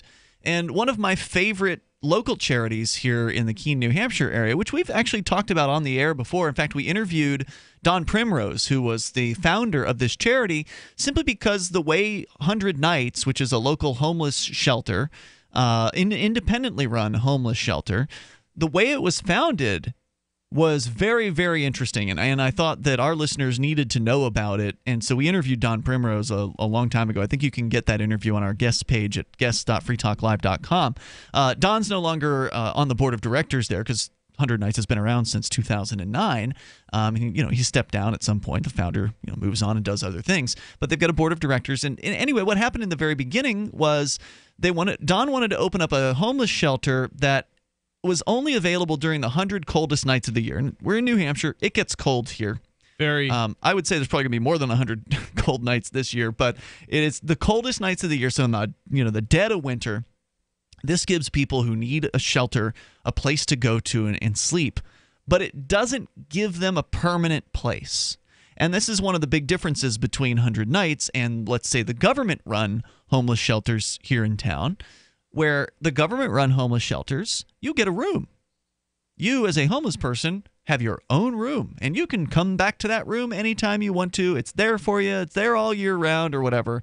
And so, of course, that means that person has no incentive whatsoever to go out and get their life on track and get their own place and not rely on the homeless shelter anymore. So Don wanted a place that would not create that reliance, that would hopefully create more independence, hopefully give homeless people a starting point where they can build something from. And so that was kind of my understanding of get back on your feet, right? Part of his vision behind creating 100 Nights. So the idea is if you are down on your luck and you're homeless, which nobody wants to be, but some people end up that way. Yep. You can go to 100 Nights. You can check in at a certain point in the evening, and you will be given a bed. And you can bring some stuff in with you, but at the end of the night in the morning at 7 a.m., you gotta go. Doesn't matter where you go, but you can't stay there. So the bed that you had is not your bed. If you come back that night, because you can come back in the next night. It's, again, open the 100 nights of the year. Well, as long as it's a cold night. No, it's during that season. So if it warms up during the 100 coldest nights of the year, they're not going to they've turn it calculated based on historical data when are the from December 21st through the next 100 days. It's basically the wintertime. It's basically the wintertime. Okay. Right. So the next night you come back, you got another bed for you. It's not the same bed. It's not the same place. You didn't get to keep any of your stuff in the homeless shelter. You have to leave the next morning. You have to take everything with you. And then you got to do whatever it is you do during the day. Maybe it's going to look for a job. Maybe it's, whatever it is that you do. Right. Now, they do have a warming station. They do. So that they allow people to sit in during daytime. Yep. And that is one of their functions. I believe they do counseling, too. Yep, they do. Yeah. They'll help you with a resume. I did volunteer a little bit with them, so I'm a little bit aware of Right. some of what they do. So what I'm happy to announce here is that 100 Nights Homeless Shelter is now taking cryptocurrency for Very cool. donations. In fact, you made a donation tonight, Chris. I did actually, yeah. In Bitcoin Cash. And right now, so they started with Bitcoin Core, or BTC, and as of today, they added Bitcoin Cash, Ethereum, and Litecoin as donation options. And right now, Bitcoin Cash is actually winning as far as it has the most donations to it. But we'll continue here. You can get the full story over at freekeen.com. Live from the Verticoin studio. This is the call to freedom. It's the crypto hour brought to you by Helium 47 here on LRN.FM. When you hear the faucet, be caller 5 to get some free coins. This is the call to freedom. Thinking about getting into cryptocurrency? It's time you looked into Dash. Dash is digital money that you can use to send instant and private payments anywhere for pennies. Dash offers a decentralized network where miners are rewarded for keeping it strong and safe. Dash has made a huge impact in the crypto world. Start your journey. Check out dash.org for more information and get in now on the future of cryptocurrency. Dash.org. Bitcoin is losing crypto market share to other digital currencies. Bitcoin's astronomical rise has led to the creation of numerous competitors like Ethereum, Ripple, and Litecoin, which have also seen massive gains in value. According to Quartz, Bitcoin made up 85% of the crypto market 1 year ago, and today it has fallen to 36%. Remember, the only way to win in the casino is to take chips off the table.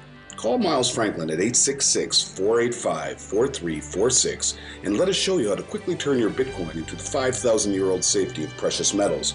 Miles Franklin can quickly convert your Bitcoin to precious metals with one phone call at 866-485-4346. That's Miles Franklin celebrating our 29th year in business without ever receiving a customer complaint. Call us at 866-485-4346. Fast, easy, safe, and convert your Bitcoin into gold with one phone call. This is Michael Dean from the Freedom Fiends. I've run websites since 1996 and have used over a dozen web hosts in that time. AgristHosting.com is the only one that hasn't broken my heart. Agrist Hosting's uptime and service is stellar, and their DDoS mitigation is the best I've seen. That's important because if you tell the truth in this world, you'll ruffle feathers. And some people will try dirty tricks to silence your voice. No matter what the haters hit us with, Agrist Hosting keeps our websites online. If you have a mission-critical commercial presence or a world-changing activism site, you cannot tolerate any skullduggery. So go with agristhosting.com. Have a WordPress or blog site, but you're not satisfied with performance or uptime? Or just want raw hosting? Want to pay with Bitcoin? Agrist Hosting specializes in high-performance hosting with personalized service. Go to agristhosting.com and click on the button that says Get Hosted. That's agristhosting.com. Some of you asked, and now we've delivered. LRN.FM's live Keene, New Hampshire studio shows are now streamed in HD on Twitch. Visit our channel at twitch.lrn.fm and give it a follow. If you have Amazon Prime, you get one free subscription on Twitch. If you use it on our channel, Twitch will give LRN.FM a monthly piece of your Prime subscription cost. So please watch, follow, share, and subscribe to twitch.lrn.fm. That's twitch.lrn.fm. Are you tired of governments murdering people around the world? Stop using their money. There is an alternative. Bitcoin is a stateless, free market, non-political currency. Bitcoin cannot be inflated or controlled by any government. By using their money, you are helping the state. Stop doing it. You have an incredible alternative available now. Learn it, use it, spread it. Get started with Bitcoin at bitcoin.com. That's bitcoin.com. You can put the Liberty Radio Network on the air in your area. Visit broadcast.lrn.fm to learn how. Broadcast.lrn.fm.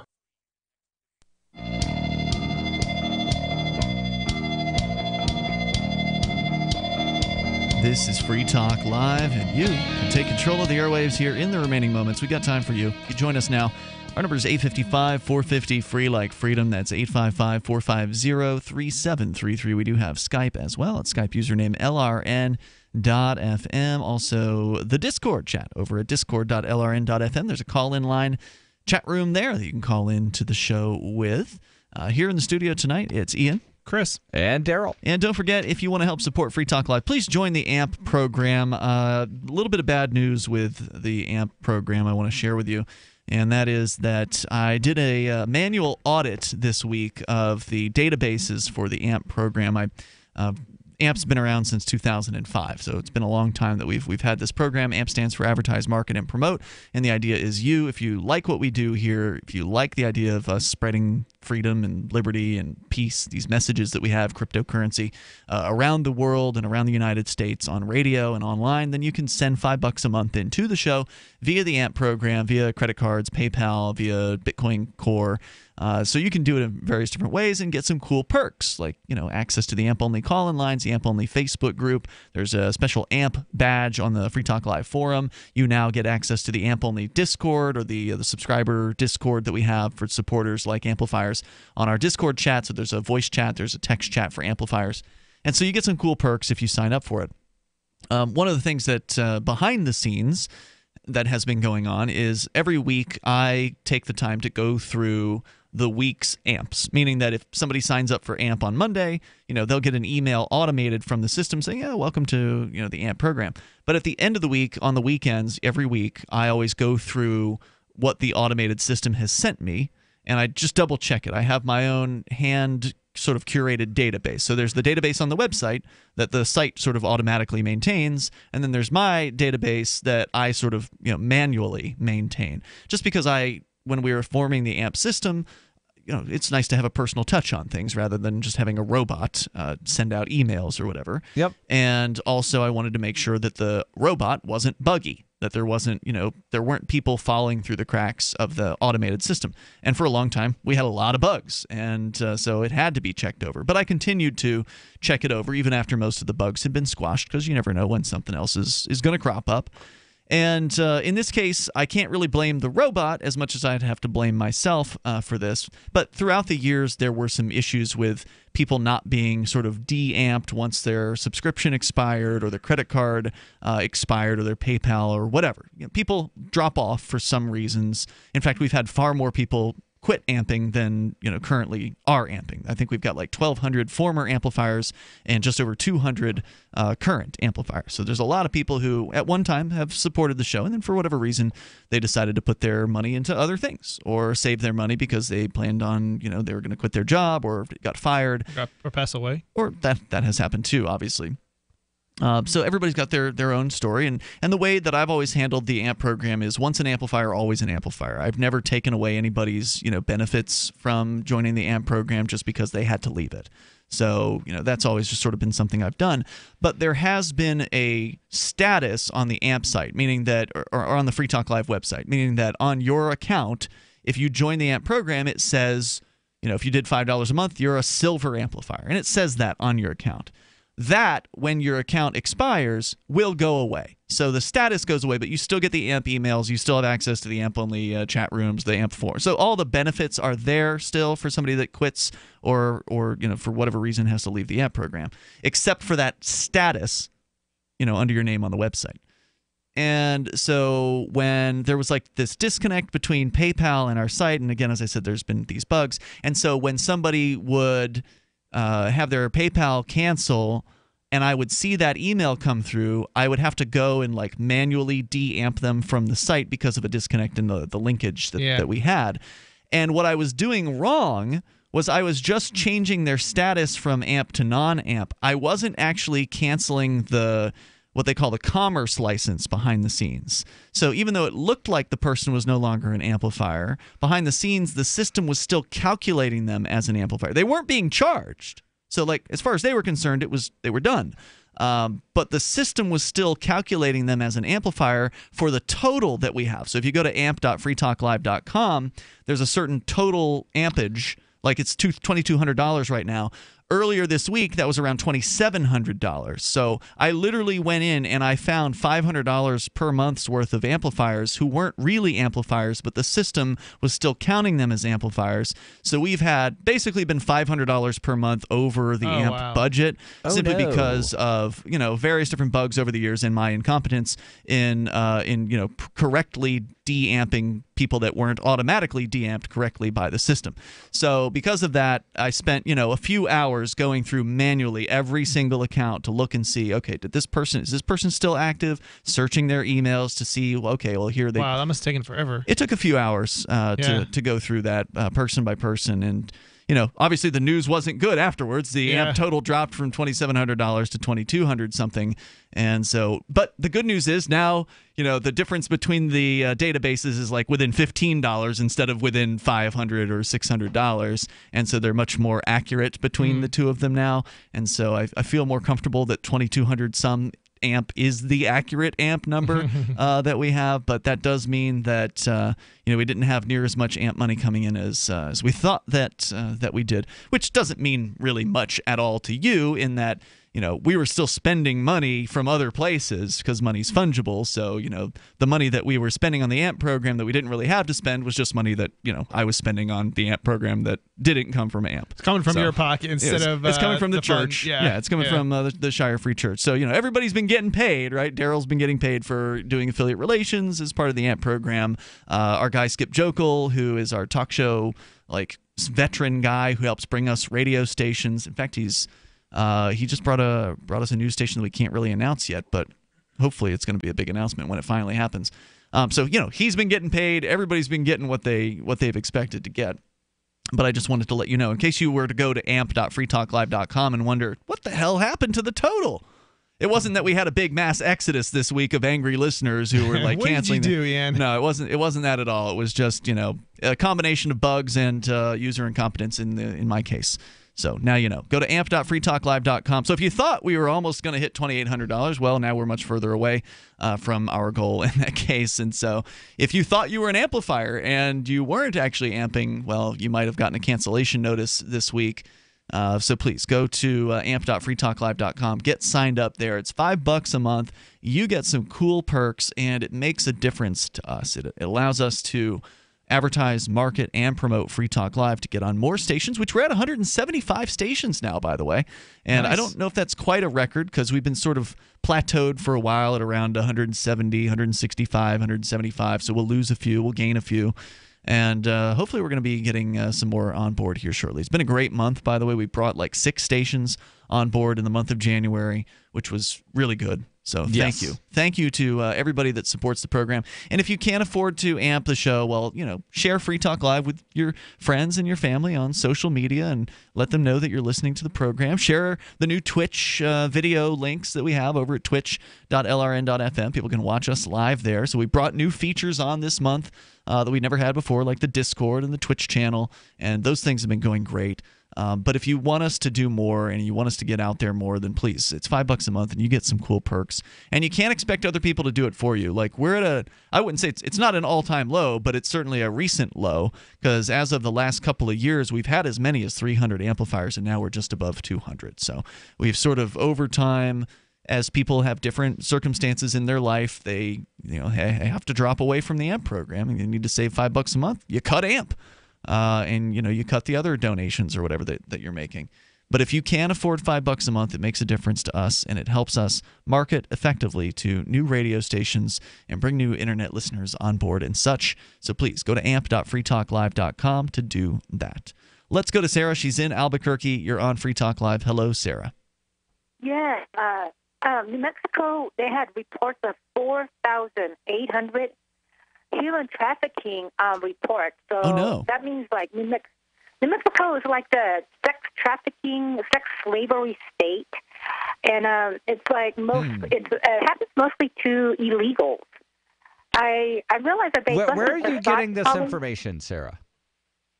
Well, it was announced on the FM news station 89.9. Okay. So They busted the massage parlors that was run by the Chinese. You're bringing up a really interesting conversation, and I'm sorry that we didn't have much more time to talk about this, but I would love to talk about how ending the prohibition on prostitution will actually reduce human trafficking. Right, and, well, the newest fad, and I say newest fad, it's been around for a couple of years, is to convince every prostitute that they were being trafficked. So every prostitute that gets arrested is an alleged victim of sex trafficking. Which is ridiculous. Unfortunately, we don't have time to discuss it here tonight. There are some interesting prostitution-related bills up for hearing this year in New Hampshire, and I'm sure we'll talk about that at some point in the future. We'll see you tomorrow online in the meantime at freetalklive.com. Is spreading the message of liberty, cryptocurrency, and peace around the globe worth $2 per month to you? As you may already know, in addition to our internet feed, LRN.FM broadcasts on free-to-air satellite across North and Central America, as well as Sub-Saharan Africa. And we've been available on satellite for free 24/7 since 2010. The LRN.FM free-to-air satellite signal is reaching some of the most oppressive regimes in the world, and there's no doubt our ideas are making an impact. You can learn more about the channel's impact by watching the 3-minute video at fund.lrn.fm. If you'd like to help free minds globally with our ideas of liberty, cryptocurrency, and peace, you can donate as little as $2 per month via fund.lrn.fm.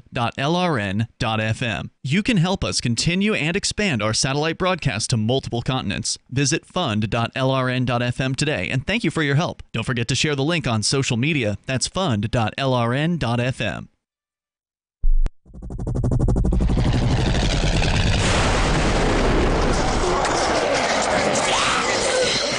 In Survivor Max 2, School Bites, Max must scavenge through a wasteland swarming with the undead. Desperate to find the medicine he needs, he discovers a community of survivors at his former school. Has he finally found the safe haven he's been looking for, or will he discover that school bites? Look for Survivor Max on Facebook, read reviews on Amazon, and read Chapter 1 at survivormax.com. Here's a chance to do a little activism while you're cruising Facebook, Twitter, or Google+. Between the LOL cats, the recipes, the hot girls, and the inspirational sunrise memes, Free Talk Live's posts pass by your newsfeed. Like them, comment. It gives us more exposure. If you don't see our posts, click like at facebook.freetalklive.com and then hover over it to click Get Notifications. It's an easy way to spread the ideas of liberty a bit further. I know you're busy, but you can spare that 1/10 of a calorie it takes to click on something. Facebook.freetalklive.com. The Torchwood Report is coming up next, live after the news on the Liberty Radio Network at LRN.FM. From Keene in the Shire at the Liberty Media capital of the world, this is Darryl W. Perry, host of FPP Radio News for Friday, February 2nd, 2018. Silver is trading at $17.23 per ounce. Gold is valued at $1,348 per ounce. Zen Cash is trading at $41, and the average price of Bitcoin is $8,954. Antiwar.com reports Syrian warplanes were out in force Thursday targeting rebel-held areas in northern Syria, with strikes reported in Homs, Idlib, and Aleppo provinces, and at least 28 reported killed. Among them, reports suggest 20 were civilians. Strikes appear to have been chiefly targeted at the Aleppo province and the adjoining parts of Idlib province, with 15 of the slain civilians being hit in Aleppo. The rebels in this area are largely aligned to Turkey. Syria is in the process of carrying out an offensive against rebels in Idlib province, where most of such groups are operating. They have taken some of the provinces south, including a strategic airbase, but most populated areas remain in rebel hands. With so many rebels and civilians from rebel-held areas evacuated into Idlib and the surrounding area, the population is even more densely packed than usual, and this makes civilians even more vulnerable to strikes than usual. Given how often strikes end up killing bystanders in Syria, even under ideal circumstances, this leaves the population in the north extremely prone to getting killed. For over 40 years, Roberts & Roberts Brokerage has been a trusted source for buying and selling precious metals. Gold, silver, platinum, and palladium. They don't feed the banks. They're Bitcoin preferred and have removed the minimum purchase amount for all orders paid in the digital currency. Call Roberts & Roberts Brokerage today for knowledgeable advice on buying and selling precious metals and a forward-thinking approach to new technologies. 800-874-9760 or visit online at rrbi.co.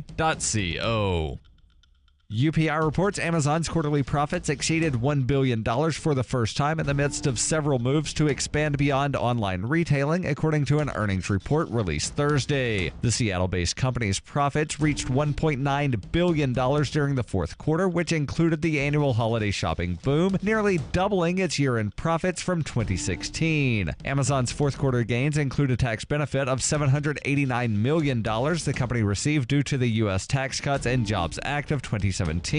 Overall revenue rose 38% to $60.5 billion in the fourth quarter, reaching the high end of the company's forecast. Amazon reported profits of $3 billion for the entire year of 2017, up from $2.4 billion in 2016. The company also said it hired 130,000 employees globally in 2017 and plans to hire more than 10,000 more by 2021. CEO Jeff Bezos said the company far exceeded expectations for sales of its Alexa smart speaker and plans to double down on the device moving forward. Earlier this year, Amazon reported the subscription-based Prime service shipped more than 5 billion items in 2017, with more than 100 million items eligible for unlimited free 2-day shipping in the United States. The company expanded its physical retail market when Amazon acquired Whole Foods in June and opened its first checkout-free Amazon Go store in Seattle on January 22nd.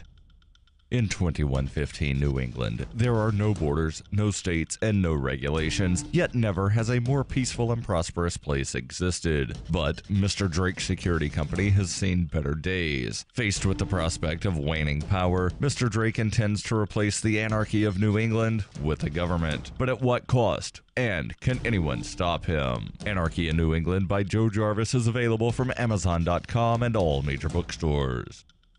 Reuters reports Florida's policy of banning felons from voting until they petition the government is unconstitutional and forces them to kowtow to the whim of state politicians, according to a federal judge on Thursday. The ruling comes in a lawsuit filed on behalf of 9 ex-felons denied the right to vote in Florida. Almost all states deny incarcerated criminals the right to vote, but Florida is one of only 4 states to not automatically restore voting rights after felons have completed their sentences. U.S. District Judge Mark Walker wrote in a 43-page decision saying he would rule later on how the state should fix the system. In Florida, elected partisan officials have extraordinary authority to grant or withhold the right to vote from hundreds of thousands of people without any constraints, guidelines, or standards. The judge cited one clemency hearing at which the Republican governor announced, "We can do whatever we want," and another where Scott restored a felon's right to vote after the man said he illegally voted for Governor Scott. This has been FPP Radio News. Online at fppradio.com. As a police officer, I constantly live in fear that I might be filmed brutalizing a civilian. It's something you know from the time you're a cadet. The slightest civil rights infraction in front of anyone who's looking, and the next thing you know, you're surrounded by cameras and trending on Twitter. No cop should have to worry about that. Practically every precinct I know has somebody serving desk duty just for acting on deeply rooted prejudices when somebody had a recording device on them. It happened to my partner, and it even happened to our own captain. One day he's just kicking an unarmed pedestrian in the ribs when all of a sudden people with cameras are everywhere, and then they just start shooting what he was doing, all 6 minutes of it. I can't help but think sometimes that could have been me ending up at that desk job. You never know which day of total impunity will be your last, but for a cop, that's just our daily reality.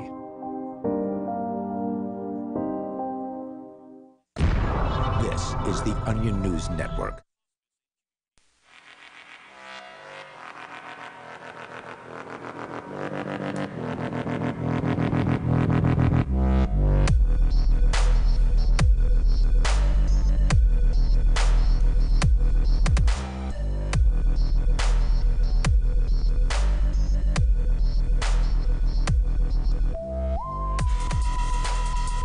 Hey everybody, and welcome to the Torchwood Report. I am Matthew Taylor, along with the one true Niz. Today is February 2nd, 2018, and do we have a lot to talk about tonight. But before we jump into any of that, as always, I'm going to kick it over to Niz with our weekly announcement. This broadcast is covered by the BIPCOT No Government License. That means that you are free to use or rebroadcast portions or segments of this show so long as you are not an agent or advocate for government. If you fail to heed this warning, you will be socially shamed. For more information, please visit bipcot.org. That's a BIPCOT.org. And just to save everyone's sanity and audio sensibilities, Matt, I think you're off your mic a little bit because it sounds like you're talking through a tin can, man. My bad. I'm hoping that might have made it sound a little bit better here. Yes, that's way better. Okay, my bad on that. My bad, everybody. I was sitting a little bit back. I thought my microphone was angled correctly. But anyways, now that we are back and sounding great, so Niz, a lot to go over this week. And I think the number one place we should start was the 80-minute speech given by Donald Trump, known as the 2018 State of the Union Address. Yeah. Heck yeah. That was right. That was a hell of a speech. Dude. The third longest in American history, and it went over a lot of key and hot topics. Right. I'll tell you what, where man. Do you want to start off? I sit right whenever I watch these things. Okay, I'll sit and I'll either have my phone out with like a notepad app, whether it's OneNote or the Apple notepad or whatever that's there, or I have my laptop or whatever the case is. But I generally have something in front of me because I like to write down my thoughts or jot down my thoughts as they're happening. I don't like to go back and try to review stuff. I want this stuff to be fresh in my mind. So I have this list of notes that's in front of me from the State of the Union address. And it starts out, with as he brought it in, we have endured, we've survived. He mentioned the Cajun Navy. And then the camera panned over to Chuck Schumer. And I have this note here that says, is it just me or does Chuck Schumer look like Dracula? Doesn't he look like he should be in a dark corner somewhere sucking the lifeblood from a fetus? I mean, maybe it's just me, but he looks like an evil guy. He just looks like an evil guy. He looks like some superhero's arch nemesis. Between him and seeing what it looks like when Mitch McConnell laughs, we got a really deep insight into just how evil these people really kind of look as they're getting their way. What was Nancy Pelosi? What was she chewing on, dude? Oh, I think it was her dentures. I think it was contempt for the American people. That's what I think it was. What a freaking loony moonbat. Oh man, I have never seen somebody sit so just quiet but angry. Did you see the part where she stood up and turned around and scolded that representative behind her for clapping? She's like, "Don't you clap!" Like what? Okay. Oh yeah, I mean, it was a hell of a show to watch for sure. I mean, how about with the Black Caucus not standing up during the or clapping? Dude, it wasn't just that. It was there was so much, man. So much. I mean, this State of the Union really truly exposed who the Democrats and for the rest of the show, I'm not going to call them Democrats because that's not what they are. They're commie-crats. Let's just be honest here. They're commie-crats. It really exposed who the commie-crats really are. 2.4 million new jobs. No commie-crats clapped. Raising wages. No commie-crats clapped. Unemployment at a 45-year low. No commie-crats clapped. Black unemployment, the lowest rate ever recorded in history. No commie-crats clapped. Everybody in that entire chamber should have been on their feet. The Black Caucus, stone-faced. No applause. Yep. Let me ask you, man, if you were black, would that signal to you that these clowns, these tool bags, have your best interest in mind? Black unemployment at the lowest rate in friggin' history. Not one under a Republican. Right. Under a Republican. Right. The of all things. My air quotes, the racist Nazi dictator Lowest friggin' unemployment rate for blacks and Hispanics in friggin' history. Not one single member of the Black Caucus, the group of jackasses who are supposed to represent the interests of black Americans, not one of these asshats applauded the lowest unemployment rate in freaking history. They're happy. Not one of them is happy that you're black and working. They do not want you to be black and working. They want you to be black and unemployed. They want you to be black and on welfare. They want you to be black and dependent on the government. They don't want you. Yeah, because it goes against the narrative that's been painted for how many years right. now in government. Not want you to be self-sufficient. They do not want you to be able to provide for yourself and your family. They want you black and enslaved to them, dependent on their handouts. There's a narrative inside of the of America, and that's, if you're white and you're rich, you worked and you earned that. But if you're of color and you're rich, you should be happy for the handout and the opportunity given to you because you're in America. And I mean, this right here shows that there's the ability for the change, that everybody really is equal and able to make their way and their money and have jobs.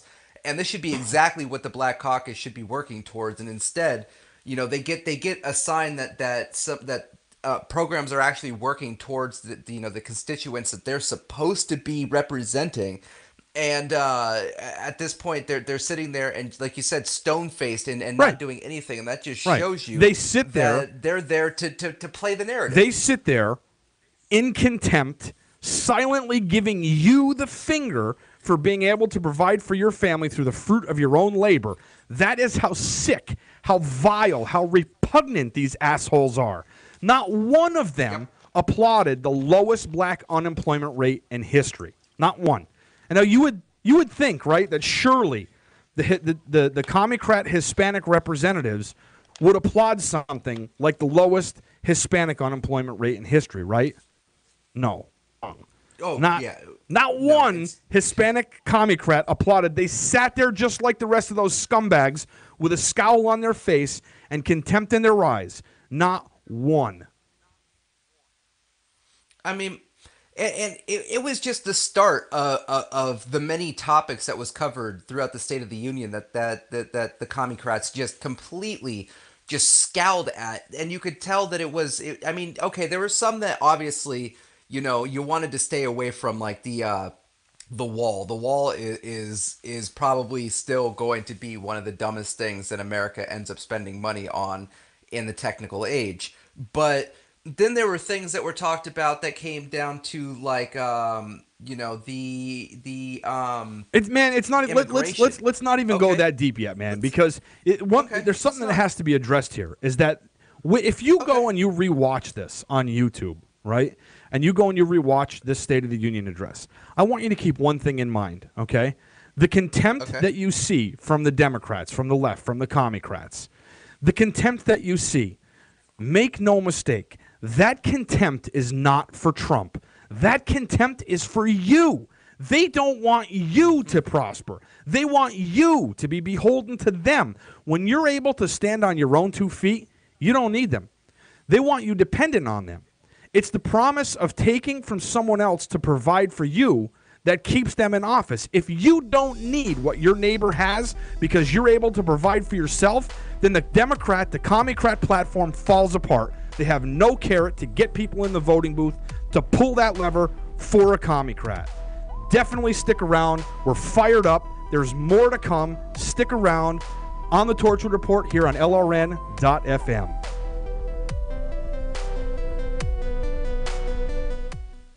I love My Magic Mud. I drink a lot of coffee. I had stains on my teeth. Then I found My Magic Mud, and I was told it would remove stains. So I paid attention when I brushed the first time. My Magic Mud is black tooth powder, and the difference it made in my teeth in one application was noticeable. With 4, my teeth were as white as you normal folks out there. Please go to mymagicmud.com and buy a jar. There's 150 applications for $25. You can use Bitcoin, mymagicmud.com.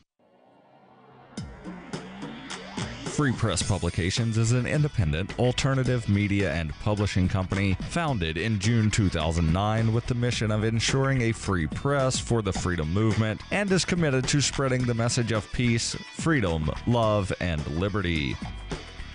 FPP also gives new authors an avenue for publishing freedom-oriented material. FPP brings you daily news and commentary on the website fpp.cc, as well as a daily 5-minute newscast, FPP Radio News, and weekly news, views, and commentary in the FPP Freedom Minute and Peace, Love, Liberty Radio at fppradio.com, and the monthly newspaper FPP News at news.fpp.cc. Find FPP online at fpp.cc. That's fpp.cc, as in Creative Commons. Imagine someone in your community getting in their car, turning on the radio, and hearing the Liberty Radio Network. You can make that vision a reality with your own micro radio station. Visit broadcast.lrn.fm to learn how you can put our programs on the air in your area. You can have LRN.FM running around the clock, and you can even add in your own local shows. Building a radio station is simple, but programming isn't. That's where LRN.FM comes in. Learn more at broadcast.lrn.fm. That's broadcast.lrn.fm. On Free Talk Live, we're bringing people to the ideas of liberty every day.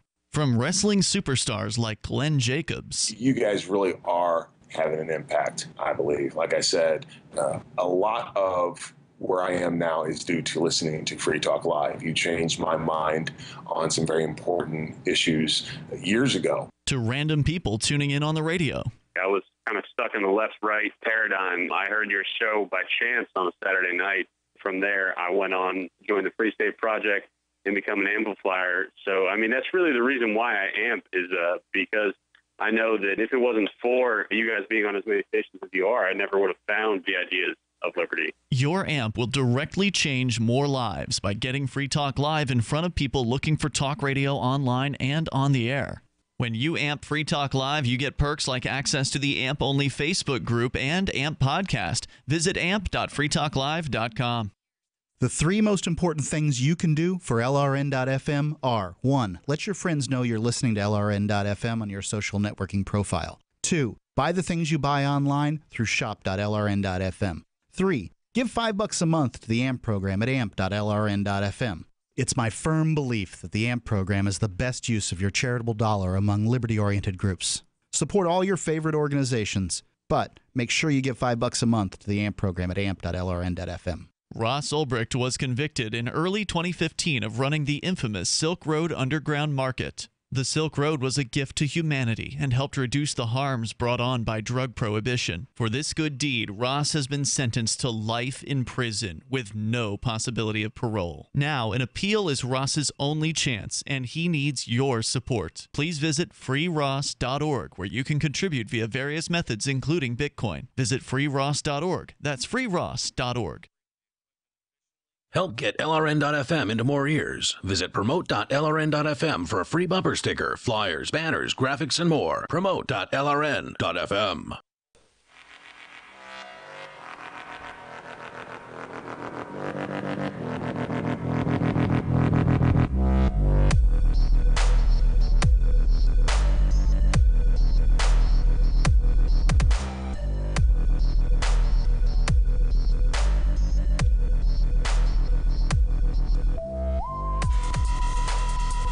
Welcome back. You're listening to the Torchwood Report live on LRN.FM. I am the one true Niz here this evening with Mr. Matthew Taylor. Before the break, we were just starting to get angry about the Commie-crats and their response there to Trump's